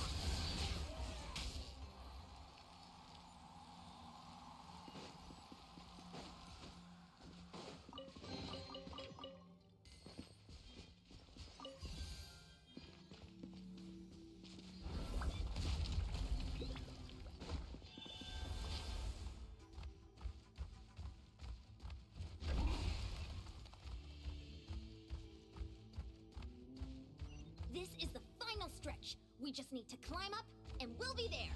Nothing to it. Easy for you to say.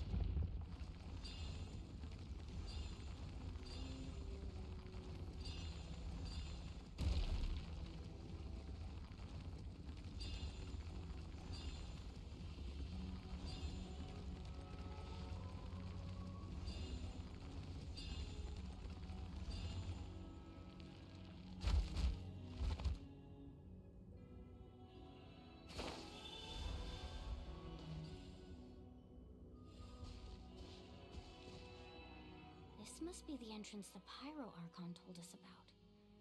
The one ripped open by the Abyss. Yes. There's something in the depths of this place that feels familiar, yet also foreign. We actually have to go in there? Okay, Paimon just needs to psych herself up. Don't push her through before she's ready.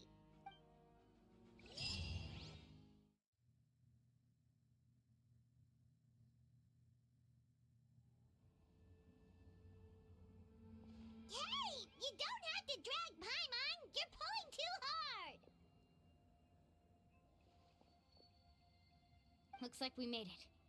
This is the Night Kingdom. It looks so different from what I imagined in the stories. That overflow of energy is probably what trapped Kachina here in the first place. From this point forward, everything we know about the real world no longer applies. Paimon's more worried about how we're gonna make it out. We obviously can't go back the way we came. Do you see that patch of light on the ground? It's shining down from that fissure in the sky. Oh yeah, right in front of us. So that's coming from up there? Oh, it's so high up. Did we really fall that far down? Just like I said, our real-world knowledge doesn't apply here. We fell all this way, yet came out completely unscathed. If this was the real world, we'd have to climb our way back up to the entrance. But here, all we have to do is stand underneath the light and offer a prayer. That's it? You really think that little of Paimon? That's not even why Paimon asked! So that means all we need to do is find Kachina and bring her to this location. Exactly. This light is streaming in from the real world. It's a link between the two realms. The terrain looks difficult to navigate, and the visibility's not great either. How are we supposed to find Kachina in these conditions? Yeah, these floating black things don't look super friendly either. Those are all manifestations of abyssal power. Be careful. Ghost! A talking ghost! Calm down, I'm here to help. You're the ones who helped Vichama, right? Yes, I'm Vichama's friend, Malco. I was completely lost to this realm until I sensed a mysterious power calling out to me. It's like it was seeking me out, attempting to reassemble the pieces of who I used to be. Of course, it could only do so much. I'm sorry I can only appear before you in this imperfect form. No, we should be the ones apologizing. If the Spirit Speaker Stone hadn't become corrupted by the Abyss, we could have done much more. But we had to destroy it. Otherwise, Vichama and his tribe would have been in danger. Of course. Thank you for protecting him. I never imagined that, even after all these years, he'd still take such a risk for me. Under the power of the stone, it felt like our souls were connected. Turns out even our regrets were exactly the same. Whether in triumph or death, you want your best friend by your side. Exactly. That may not be in the cards for us, but it's not too late for you. You're looking for a young girl from the Children of Echoes, right? She's being chased by an embodiment of abyssal power. I'd like to help her while I'm still in this form, so follow me. Be careful. This place has been severely corroded by the Abyss. Paimon didn't realize it had gotten this bad. It's like a seething volcano ready to engulf our world at any moment. Oh! Quick, get back here. You can't go. Stick close to me. My power will be able to ward off attacks for the time being.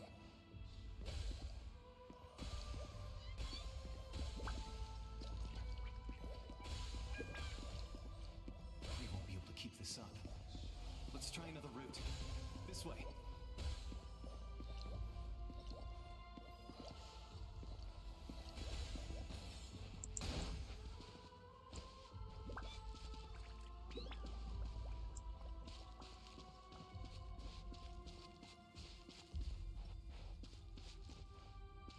Not good. More monsters. We shouldn't waste our time on them.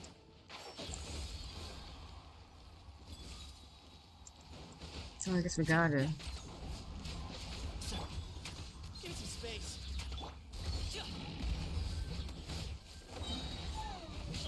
Hey, what up to it, Monzai?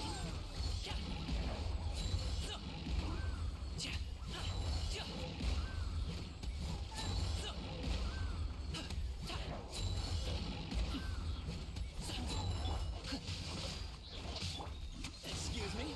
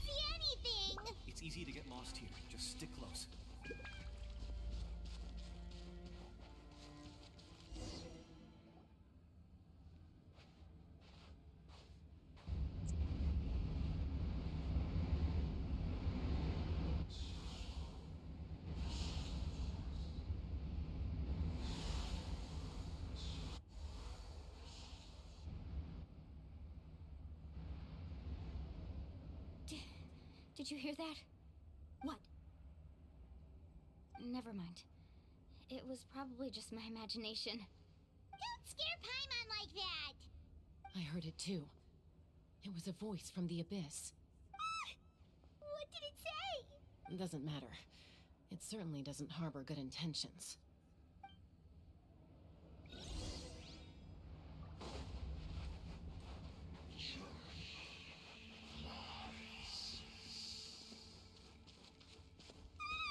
Paimon just heard it too! Let's keep going. Paimon wants to get out of this place!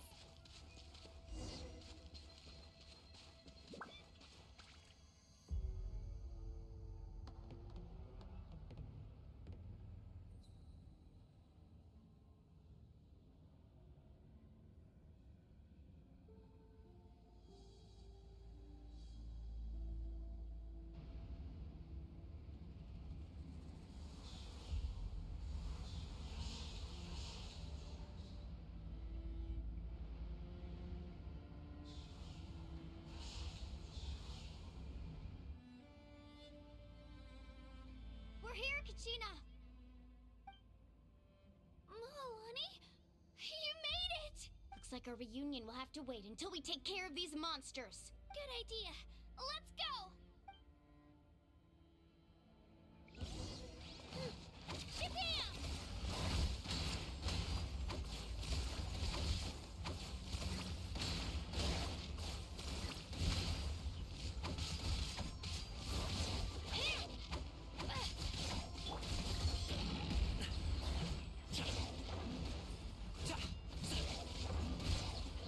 Shabam!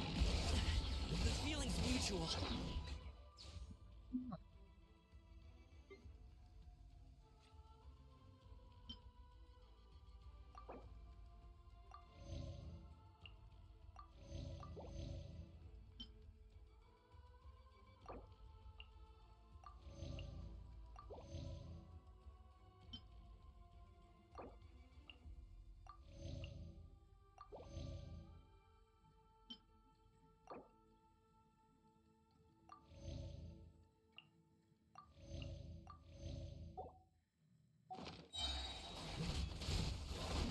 Mighty mythical beast!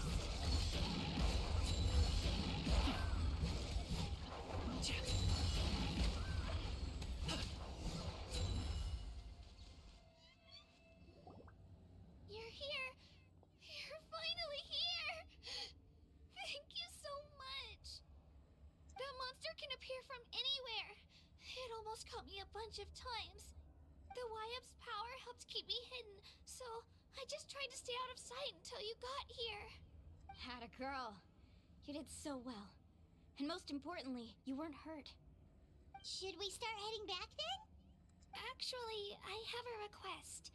Will you come visit the Wyap with me? I can't exactly put it into words, but something's wrong with the Ode of Resurrection. And I know it has something to do with the contamination from the abyss. That was the Pyro Archon's theory as well. Everything we've seen here certainly seems to back it up. In the Night Kingdom, there are 6 main totem poles representing the Wyap of each tribe. You can think of them like the body of each Wyap. Additional totem poles, like the ones around here, serve as proxies to which the Wyap can extend their consciousness. There are countless proxies scattered around the Night Kingdom. Through them, the Wyap can extend their consciousness over the entire realm and track down souls no matter where they roam. But if a proxy were to become severely contaminated, then a soul could become lost within the Night Kingdom. Judging by the current situation, I don't think we're dealing with just one contaminated proxy. Even if we could drive back the abyssal power from one of them, that probably wouldn't even put a dent in the problem. Still, we can't just leave the Wyap to suffer. It's protected me this whole time. I agree. We might even manage to draw out the monster that's been hunting Kachina. Getting rid of the monster might slow down the deterioration of the Night Kingdom. Kachina? What's wrong? Nothing. Just a headache. And that voice again, telling me to abandon the Wyap and leave this place. Maybe we really should leave. Kachina's already been here for too long. No, I'm fine. I don't plan on listening to that nonsense. I can hold on. Just up ahead. I'll lead the way. Besides, I can still fight, so please, help me out a little longer. Listen to me, Kachina. We'll come with you, but that's because we want to help the Y-Up. Not because we have something to prove. You don't have anything to prove either. It's okay if you reach your limit. We'll be there for you. All right. The sooner we get this done, the better. We've already come all this way, so we might as well try to get to the bottom of this. Let's go. This way. I'll stay here and try to stall the Abyss monster. All by yourself? That's too dangerous. It's all right. I may not be as strong as that monster, but I'm definitely more familiar with the area. Besides, I don't have much time left. If you're anything like my friend, I'm sure you're not particularly fond of goodbyes. So go. Achieve your goal, and return to the world where you belong. Thank you for everything. You're a true hero. Thank you. No one fights alone.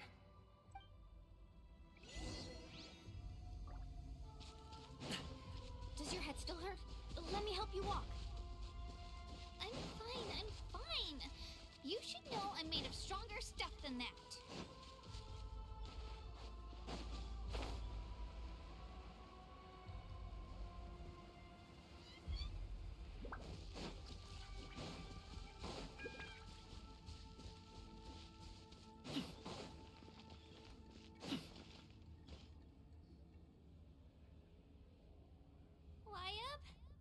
Y-Up, I'm back. My friends and I are here to heal you. Y-Up, can you hear me? Y-Up? So we were right. The contamination is already too severe. It's preventing the Y-Up from answering our calls. All right, get ready, everyone.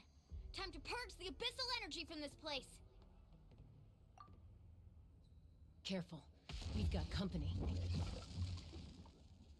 Already? You really think that puny soul could slow me down? Courage in the face of futility is pure folly. He tried to get in my way, so I disposed of him. You killed Malco? He would have dispersed with or without me. Rather than worrying about him, I would urge you to focus on yourself. You may have defeated others of my kind in the past, but underestimate me now, and it will be to your peril. No, the power of the Abyss is intoxicating. The destruction it seeks captivates like a masterful work of art. I strive only for the opportunity to see it up close. I thought this naive little girl was an exception, but it turns out humanity is full of lambs willing to offer themselves up to the slaughter. That is the tragedy of your short lives. You understand nothing of all-encompassing power. Ancient names, pride, friendship, all empty ideas invented to give you a false sense of self-worth. They possess no power at all. The Pyro Archon created those grandiose ideals out of pure selfishness. Anything to avoid sharing power. Anything to avoid handing over the primordial gift to ordinary people like you. Don't believe me? Then ask yourself, why is the Pyro Archon strong beyond measure, while you, Kachina, remain so pathetically weak? Kachina, give me your hand.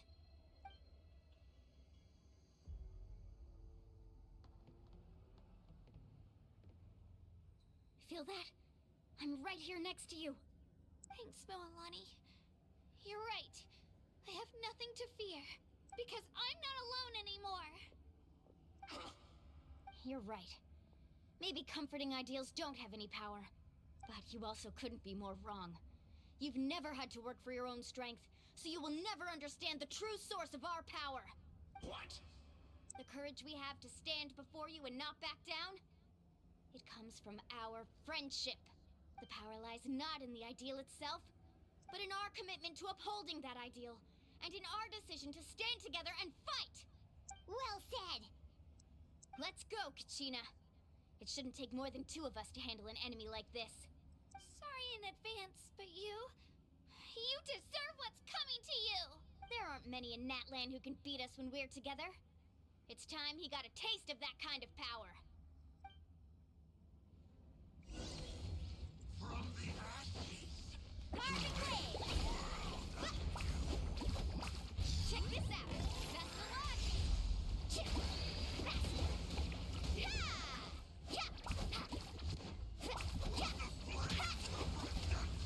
Carving blades!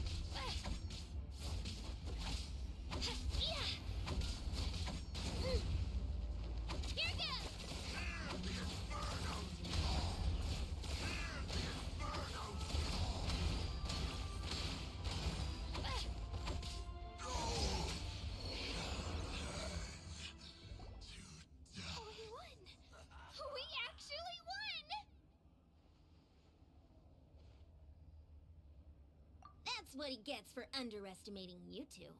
Fantastic work, Kachina! Absolutely fantastic! This makes me so unbelievably happy. I'm happy too, Mualani. Together we really are unstoppable. Huh? What's happening?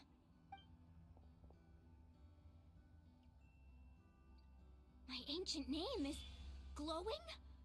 But I thought I didn't bring it with me. It's probably a projection from the real world. But that doesn't explain why it's glowing all of a sudden. Wait, does that mean you're...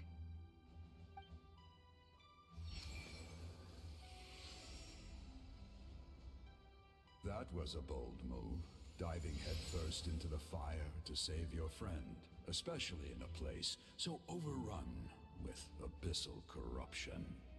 Still, seeing you pull it off was really something. Everything you said was exactly right.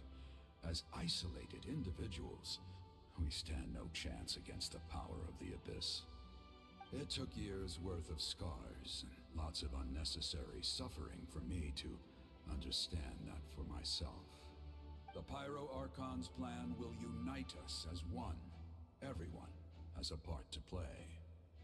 Only then will we have the power to defeat the strongest of foes. Who are you? Tupac, a warrior from the people of the Springs. I fought against the Abyss during the invasion 500 years ago. I've heard that name before. You were the giant who saved all of Natlan. Since you were able to awaken my words from your ancient name, that means you have fully embodied the aspirations of the Wayub. Under the name Umoja, you shall unite the tribes and save Natlan from its impending doom.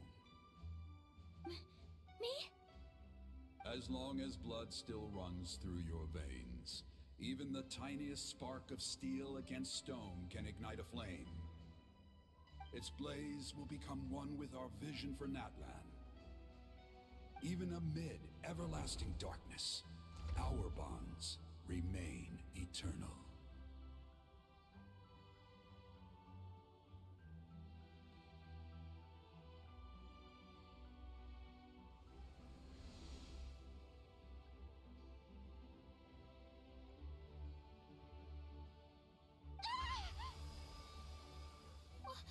What's wrong, Mualani?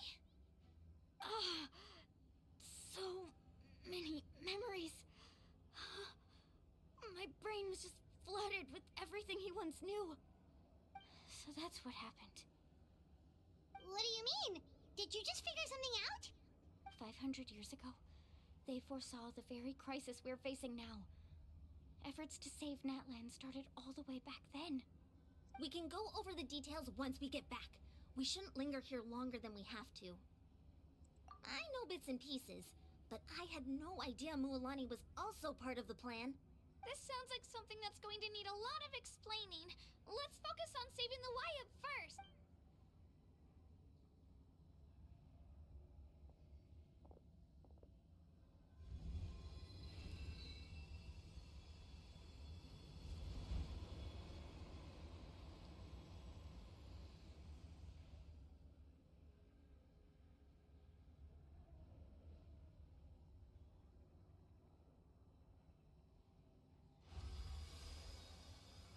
Okay, that should be enough. Wyatt, can you hear me? I hear your voice, Kachina, my dear child. Great. Well then, I'm afraid it's time to say goodbye. I just wanted to make sure you were okay before we leave, but we can't afford to stay here any longer. I was going to ask why you bestowed an ancient name upon someone like me, but it's okay. I'll keep searching within myself for the answer. I'll never stop trying to improve my strength. One day, I'll live up to the hero you saw in me. You are already an outstanding child in my eyes, Kachina. No matter what happens. Huh? You are all my most beloved children. It has always been my honor to protect and nurture you. Your ancient name is just that. A name. Much like your parents chose to name you Kachina, I also gave you a name, but it need not define you. Focus on who you want to be. You are already worthy of your name. Now, you need only devote yourself to becoming a better you. The story of your ancient name is for you to continue. Just like your parents, my love for you will never change. No matter what the future holds. Thank you, Wyatt. It gladdens me to see the Pyro Archon's plan move another step towards completion. But it is time for you to leave this place. The situation here is getting worse. Go now, my children. Save Natlan on behalf of all you hold dear. I know we've never met before, Wyatt, but I just wanted to say thank you for encouraging Kachina. It was exactly what she needed to hear. Whoa! What's going on? An earthquake? We're out of time. It's the power of the Abyss. Quick, we need to run!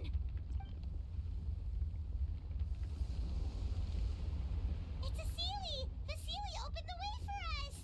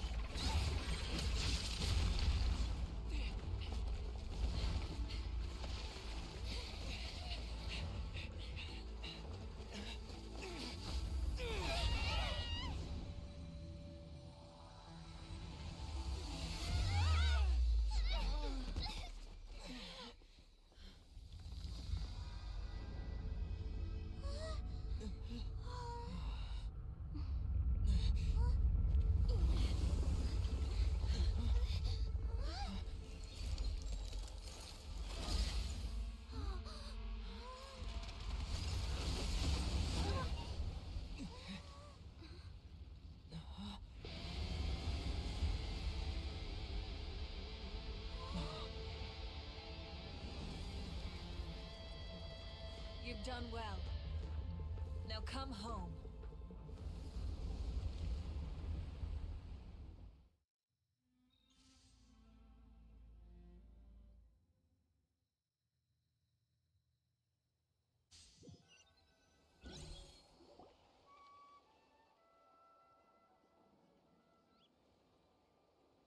We're back!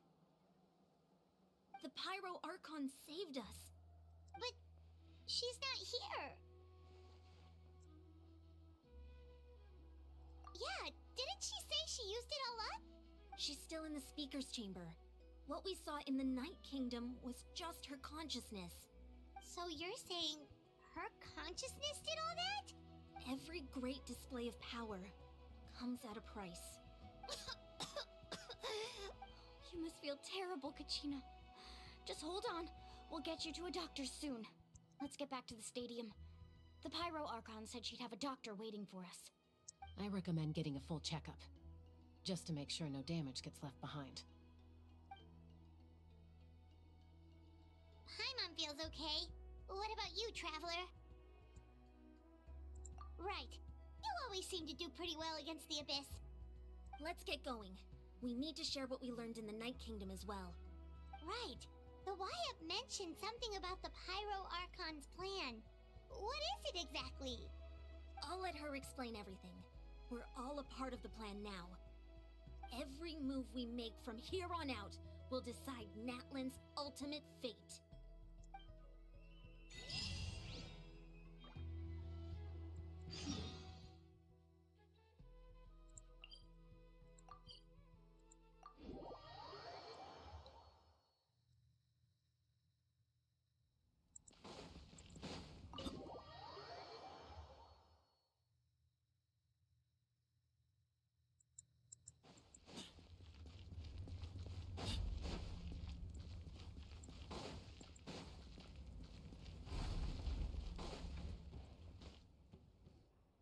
Huh. There's a lot less stuff here than before. It's good to see you all here in one piece. I know you must have a lot of questions, but let Koichi check you over first. It's best not to let any lingering effects of the Abyss go untreated. Thank goodness you made it back. I came here as soon as the Pyro Archon told me about your plan. Take a seat, everybody. I'll examine you one by one.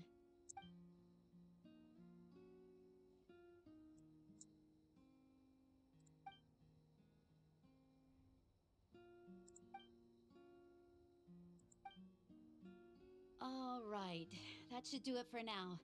But just to be safe, I'll perform another checkup in a couple of days. I have to say, though, I've never seen anyone react to the Abyss like you, Traveler. It's like you're completely immune to its power. He always has been special like that. He can even purify its power. Wait, now that you mention it, Paimon doesn't think she's affected either.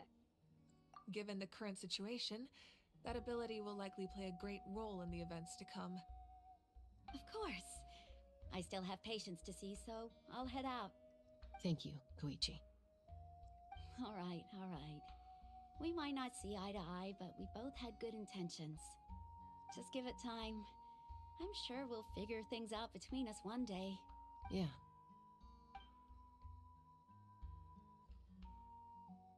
All right. There's so much to discuss, I don't even know where to begin. You've seen it for yourselves now. The devastation in the Night Kingdom. I'll get straight to the point.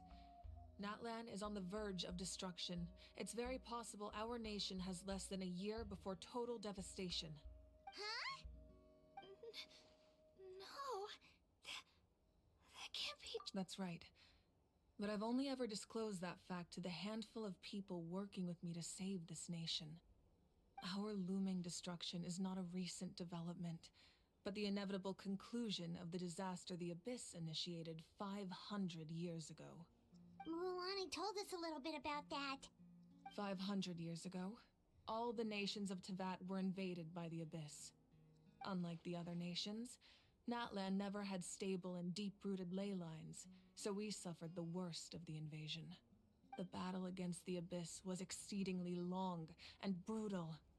In the end, victory came at the cost of our civilization and countless lives. Even then, It took centuries of solving the disasters caused by the Abyss to finally achieve the peace we know today. And still, this is but a superficial victory. The forces of the Abyss have merely been driven back underground. Their threat to Natlan remains as real as ever. I'd never have guessed. The problems plaguing the Night Kingdom are all the more complicated because that realm is essentially functioning as Natlan's ley lines. Immediately after the war, our calculations estimated that we would have a maximum of 500 years before the Night Kingdom was completely lost to the Abyss. But at that time, we were a nation of the destitute. Our people no longer believed in victory, nor did they hold hope for the future. Our civilization was dying, our faith crumbling, and the line of power passed down from the Wyab nearly severed. If we didn't bring the nation back together, it would be foolish to even dream of defeating the Abyss in the future. So, the Archon had a long and involved discussion with the heroes of each tribe, and finally came up with a 500-year-long plan to save Natlan. So that's what happened. After finding Kachina, I encountered a strange figure who gave me a series of new memories. Since the plan was mentioned in those memories, I guess I've been chosen to play an important role in it. But there's still something I don't understand. Those memories showed me the Pyro Archon from back then. And it was you. Huh? But that doesn't make any sense. The Pyro Archon is supposed to be human. It's impossible for a human to live that long. That's right. The hardest thing for humans to overcome has always been time, or rather, the natural limitations of our lifespan. A god can extend a human's life by using a certain amount of divine power, or subjecting them to a curse. But, as we all know, Natlan doesn't have gods like that. We can only rely on our own methods. A human life is like a flame destined to be extinguished.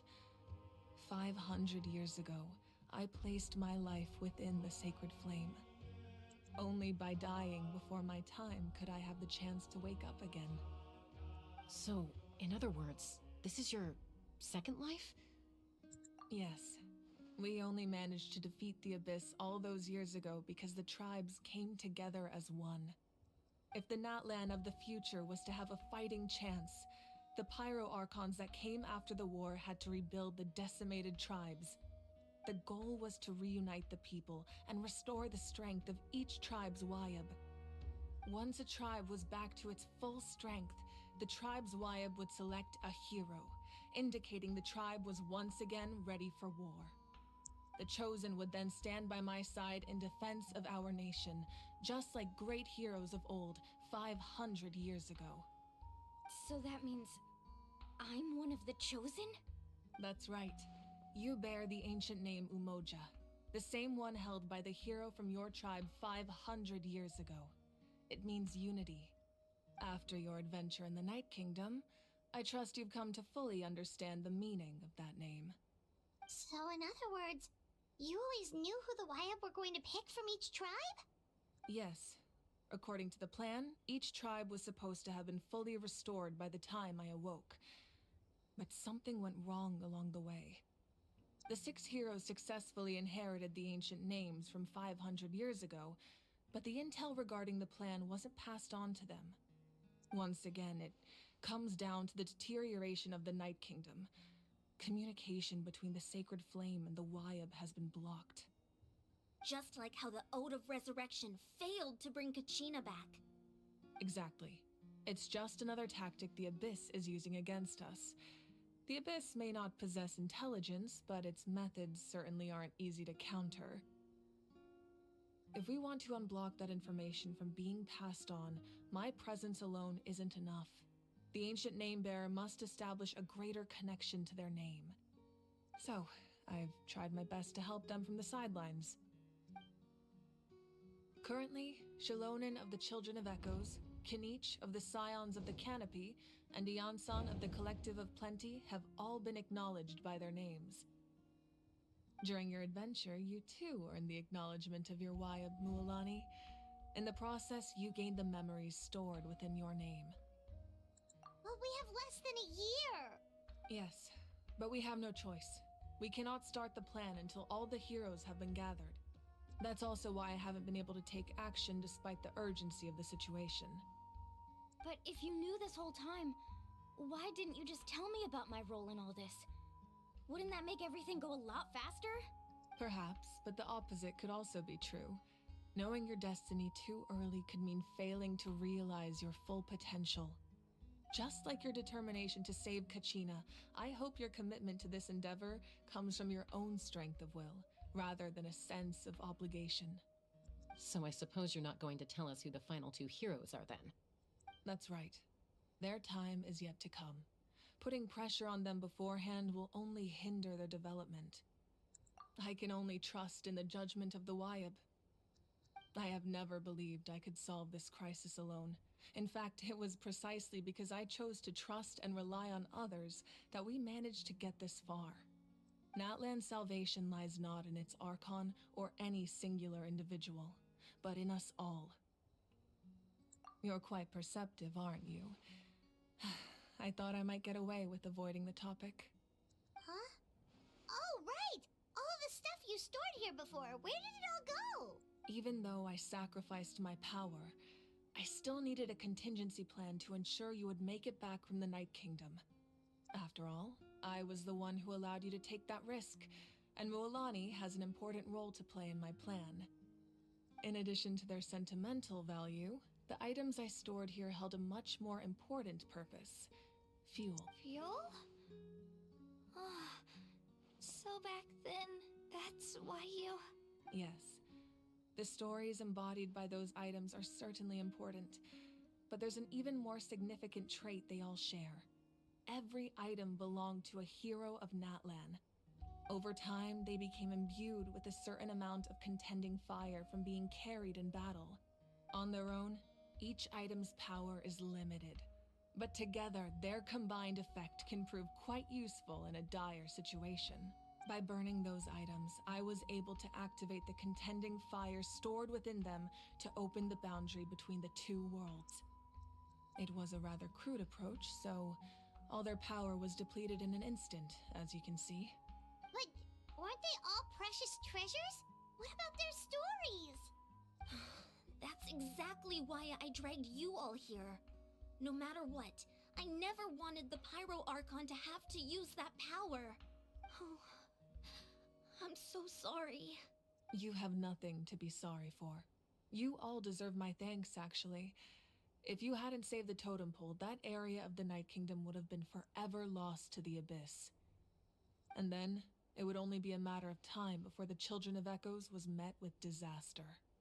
Besides, when those heroes entrusted their belongings to me, or the Pyro Archon of their time, it was out of a desire to contribute to Natlan's survival. If they knew those items helped save the present-day heroes of Natlan, they would not mourn their loss. Even when you put it that way, I still feel bad. There's no need. Remember what I told you about time? The people and the events of the past are never truly lost to us. We simply carry them with us in a different form. In that sense, we didn't lose anything at all. If you still have regrets, let them fuel your resolve in the battles to come. Your deeds will become new legends and nurture new forms of power just like the items once stored here. Well, we'd still like to return the favor. Well, if that's the case, just treat me to a drink sometime. Now that Kachina has returned, we can finally hold the victory feast and celebrate your team's triumph in the Night Warden Wars. And we could all use the rest, that's for sure. Plus, you'll be able to silence everyone who doubted you once and for all, Kachina. Still, now that I know the danger we're facing, having a victory feast doesn't feel right. Try not to let it get to you. It's important to stay calm. Worrying about it will only affect your judgment. All right, you should head out. I'll join you in a bit.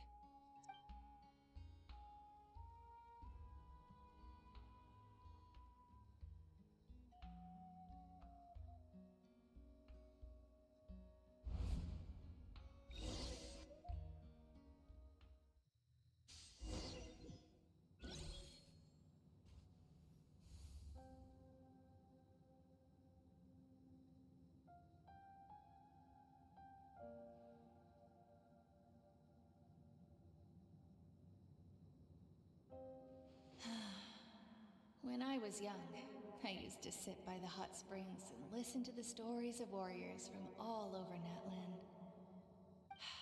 They attract people from all walks of life.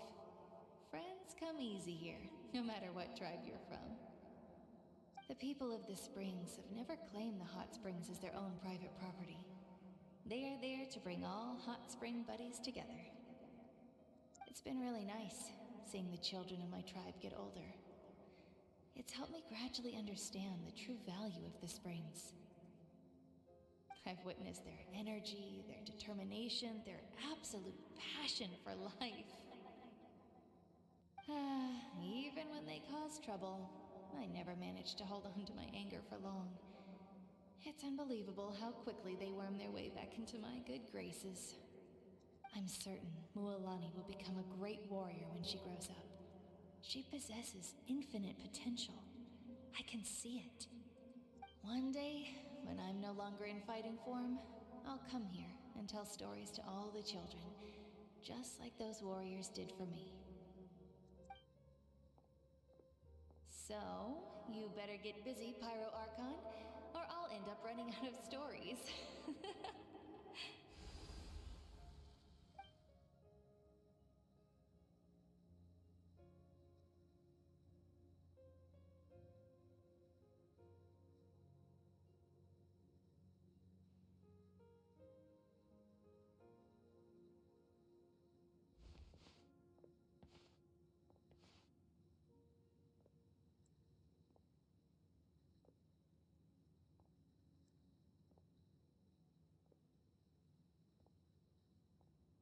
Our nation is engulfed in darkness. Our tribes stand divided, and yet you promise victory in the distant future.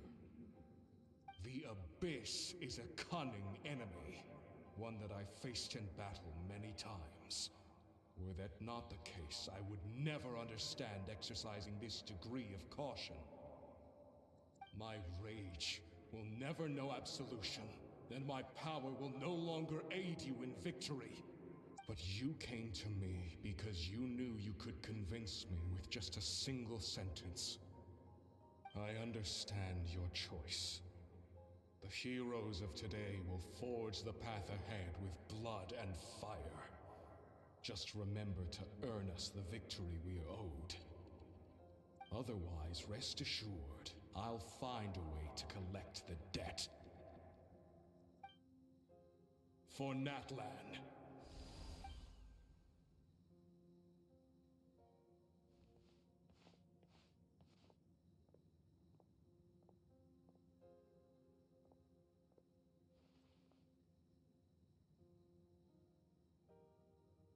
So, you're gonna head 500 years in the future to serve as the Pyro Archon again?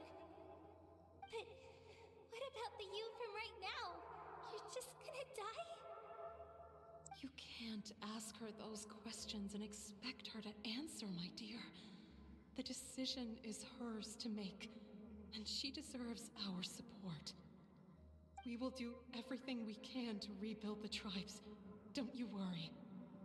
Even across time, we will all do our part to fight for Natlan's future.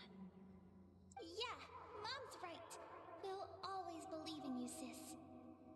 Oh, seriously though, Dad should be here. Where is he? I imagine he didn't know what to say, so he chose not to come at all. Don't take it to heart, my dear. That's just who he is. Just remember, no matter what happens in the future, we will always love you.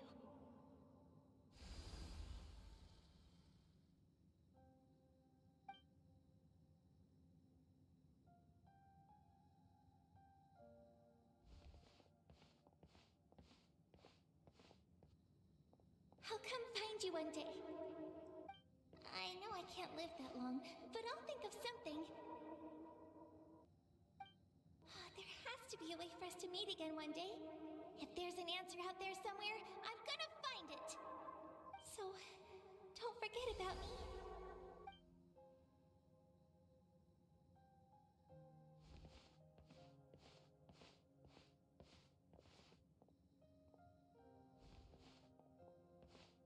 If that's your decision, then you have my full support, Archon. May our children live to see such a lovely son. For Natlan! No one fights alone.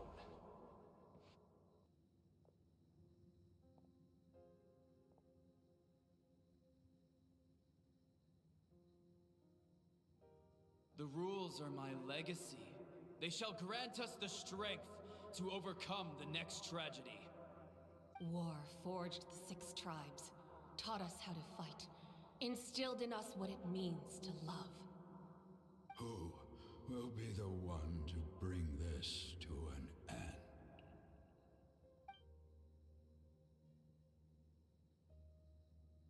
We are the inheritors of memory and legend. Those who grew alongside sun and wind. Those who forged our own destiny and future. That is Natlan's fire, the lifeblood of our nation.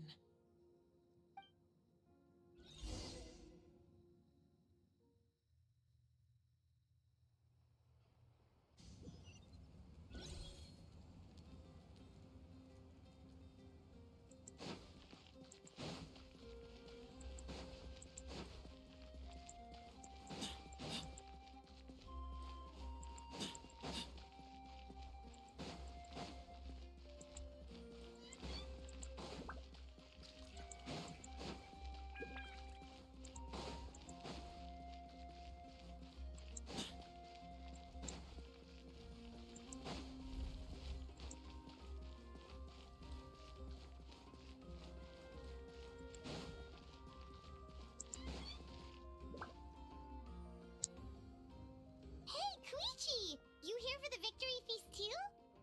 Oh, no. I knew Chaska would be here, so I just came to deliver some medicine. I was about to leave, actually. But it's not that I don't want to celebrate Kachina and the others. I'm so glad she made it back. It's just...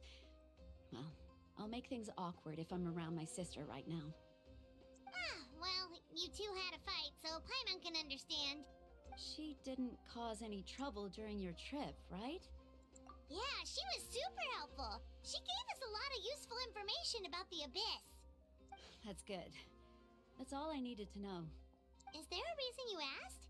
You were pretty outspoken when we first met, but now it's like you're holding something back. Maybe it seemed unreasonable, picking that fight with her before you left, but I did it for a reason. Her impulse to fight is extremely strong. Her mental strength helps her rein it in, but she still loses control sometimes. I had no idea what you might face in the Night Kingdom, so I didn't want to take any chances. So what you're saying is... Okay, so maybe it sounds a little stupid, but it works pretty well. It helps her keep her cool for a little while, at least. Anyway, I'm just glad you were able to make it back safe and sound. That's all I wanted. But do you really have to go that far? Can't you just talk it out? No way. Chaska never opens up about her own pain, especially to her family. She can't learn about this, or it'll be even harder to help her. I appreciate the understanding, and don't worry. I'll find a way to help her ease this burden. Anyway, I need to get going. Enjoy the celebration. Oh, and if you ever need a doctor, you know who to find. Who would have thought there was a deeper reason behind their arguing? In the end, it's all the Abyss's fault. Paimon's had enough of them.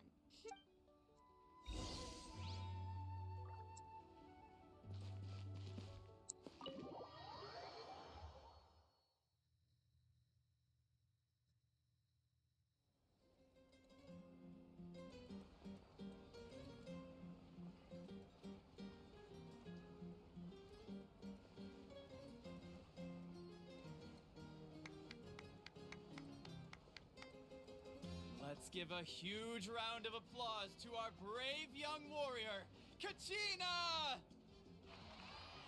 Woohoo! Well done, Kachina. Thank you, everyone. I'm so glad I finally made it. I always knew you could do it. With so much potential at your age, you have a great future ahead of you. You're one to talk. Don't think I didn't know you were the first person to abandon your team.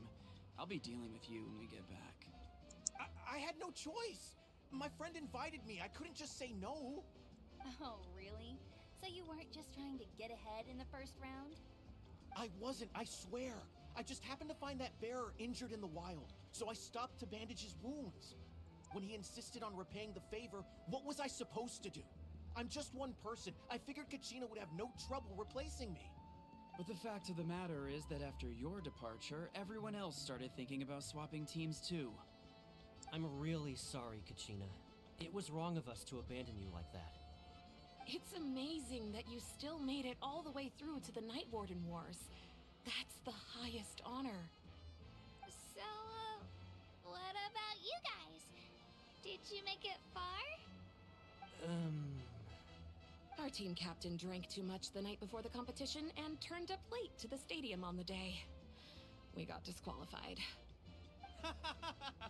Serves you all right. No sympathy from me. Alright.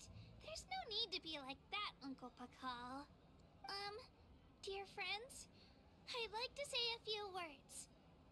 Firstly, I'm grateful to my friends and our great Archon for helping to bring me back.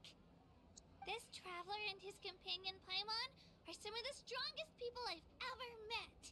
If they were allowed to participate in the pilgrimage, I have no doubt that they'd win the whole thing. They've agreed to let me learn from them. With their help, I believe I can become even stronger still. And let's not forget my good friends, Moalani, Chaska, Kanich, and Aeon-san. They all helped the Traveler and Paimon figure out a way to bring me back from the Night Kingdom. They too deserve to be called our heroes. So, please give another round of applause for them. Thank you so much. Well said! I'll drink to that. How does it feel being a hero, Kachina? To be honest, it's a bit overwhelming. It all just feels so surreal. Well, you better get used to it. Next up, undefeated champion! Hey, please don't make fun of me.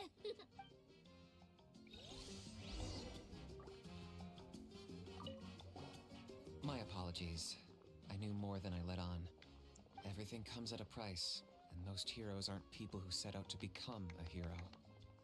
If you cling too tightly to your goal, you end up losing things that are far more precious.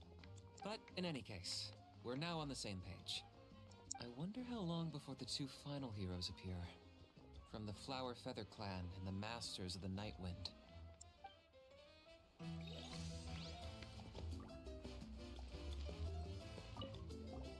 I've been through so much all at once. Everything still kind of feels like a dream. Are you still feeling unwell? Nope, all better now. I told you I bounced back pretty quick, so don't worry about me. I bet you guys must be tired though. Make sure you get some good rest tonight. You gotta recharge so you'll be in the mood to have fun.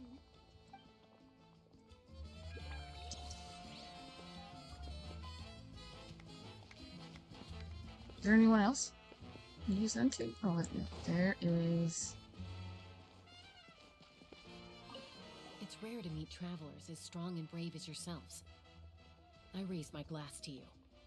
Anyway, my sister's already gone back to our tribe. She has patients to treat.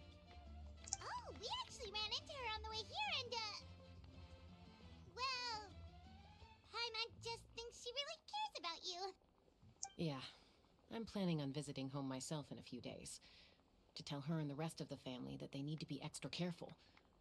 I just hope they take it seriously. The Abyss has likely sensed your arrival in Natlan by now. So exercise caution on your adventures as well.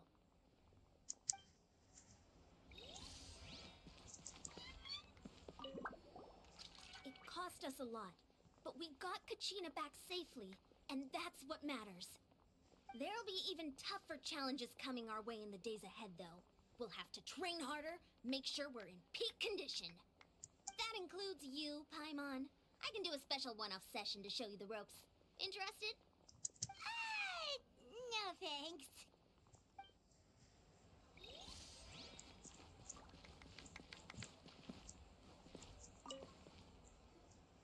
Now, at previous victory feasts, you'd always find me in the crowd singing and dancing. But after what I found out today, it's too much. I'm still trying to process it. It does feel weird seeing you so out of sorts.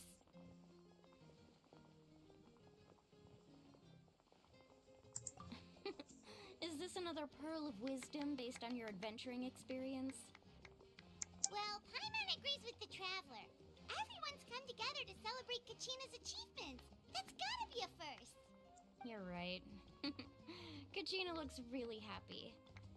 And now I'm being the moody one. Ugh, enough doom and gloom. Time to shake it off.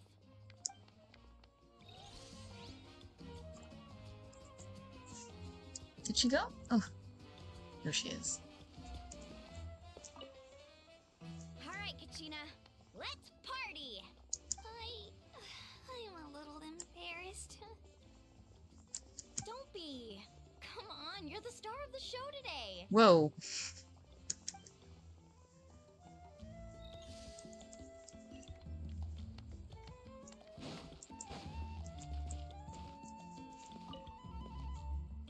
Ah, you're here. Have some fruit juice. I got it specially for you two. How did you know? That's Paimon's favorite! You look like you've still got questions. Ask away. Because they had their own lives to live. The thought of telling them, abandon your families and everyone you love, and come with me to the end of time, for in 500 years Natlan will be destroyed, it seemed too cruel. You could just as easily point out that everything in this world would come to an end eventually. But life is short, and beyond a point, it just doesn't seem real. Imagine if I said, let's leave right now, and go save the sun because it'll flame out in a few million years. It would sound quite ridiculous. I couldn't make them shoulder that burden with me. Besides, every generation will have its heroes, this one included. The plan could still work without them. Or, of course, without me. But since I was the one who came up with the plan, I felt duty-bound to see it through to the end. Paimon's suddenly remembering that portrait in your room. Was that your family from back then? Yes, it was. So when you asked me who my sister grew up to be, the truth is that very little information survives. From what I've been able to piece together, I can conclude with a reasonable degree of confidence that she ended up as an architect and artist. She played an instrumental role in rebuilding the scions of the Canopy tribe, designing and building many houses. But of course, none of her buildings are around anymore. Still, it was an impressive achievement, and I'm very proud of her. You feel loss keenly. It seems to stir up feelings of regret in you. But this is something I have long since come to terms with. This is a war, and there can be no war without loss. I am already far more fortunate than those who lost their lives to the Abyss. The people of Natlan look to me as their Archon, and the weight of their expectations is mine to bear. I must see our fate through to the very end, no matter what I may find there. Yeah, doesn't that mean the way everything ends has already been written, including your plan? I suppose, but so what? Don't forget, time takes many forms. The past, present, and future coexist, and all are equally important. Even if the future ends in destruction, there's still no reason to give up on the here and now. And it's precisely because we humans cannot know our fate that we will never give up on our struggle. This is a pivotal moment. We are still 2 heroes short. Well, 3 to be precise.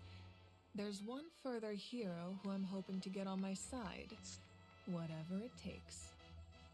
Your resistance to the corrupting power of the Abyss is truly remarkable, It would easily make you an all-important figure in the upcoming battle. If you agree to join us, you will not only gain my full support in your journey, but I will also forge a brand new ancient name for you. Ancient names can be forged? They can.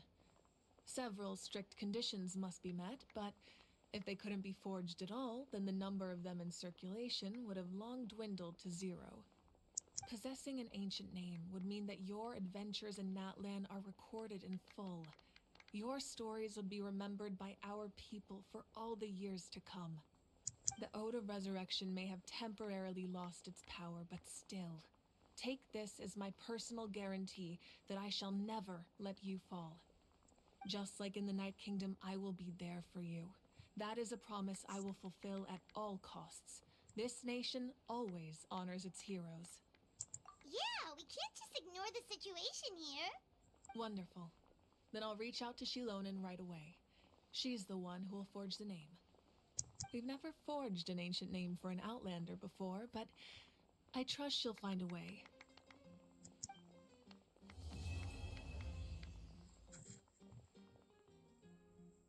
My lord, we've received word that the Pyro Archon has lost much of her power. Although your injury complicates things, this is most certainly the opportune time to seize the Gnosis. Victory and defeat are rules, not outcomes. I have never taken advantage of an opponent in a time of weakness, and I don't intend to start now. As for you, I must confess, I did not expect that little trick of yours to save the day. No matter how dense the fog, as long as the sun remains, we cannot turn day into night. She could have dispelled it. She simply chose not to. You don't have much time, and you're injured on top of that. What do you plan to do next? I'm beginning to see just how useful you may turn out to be. You heard something from here, didn't you?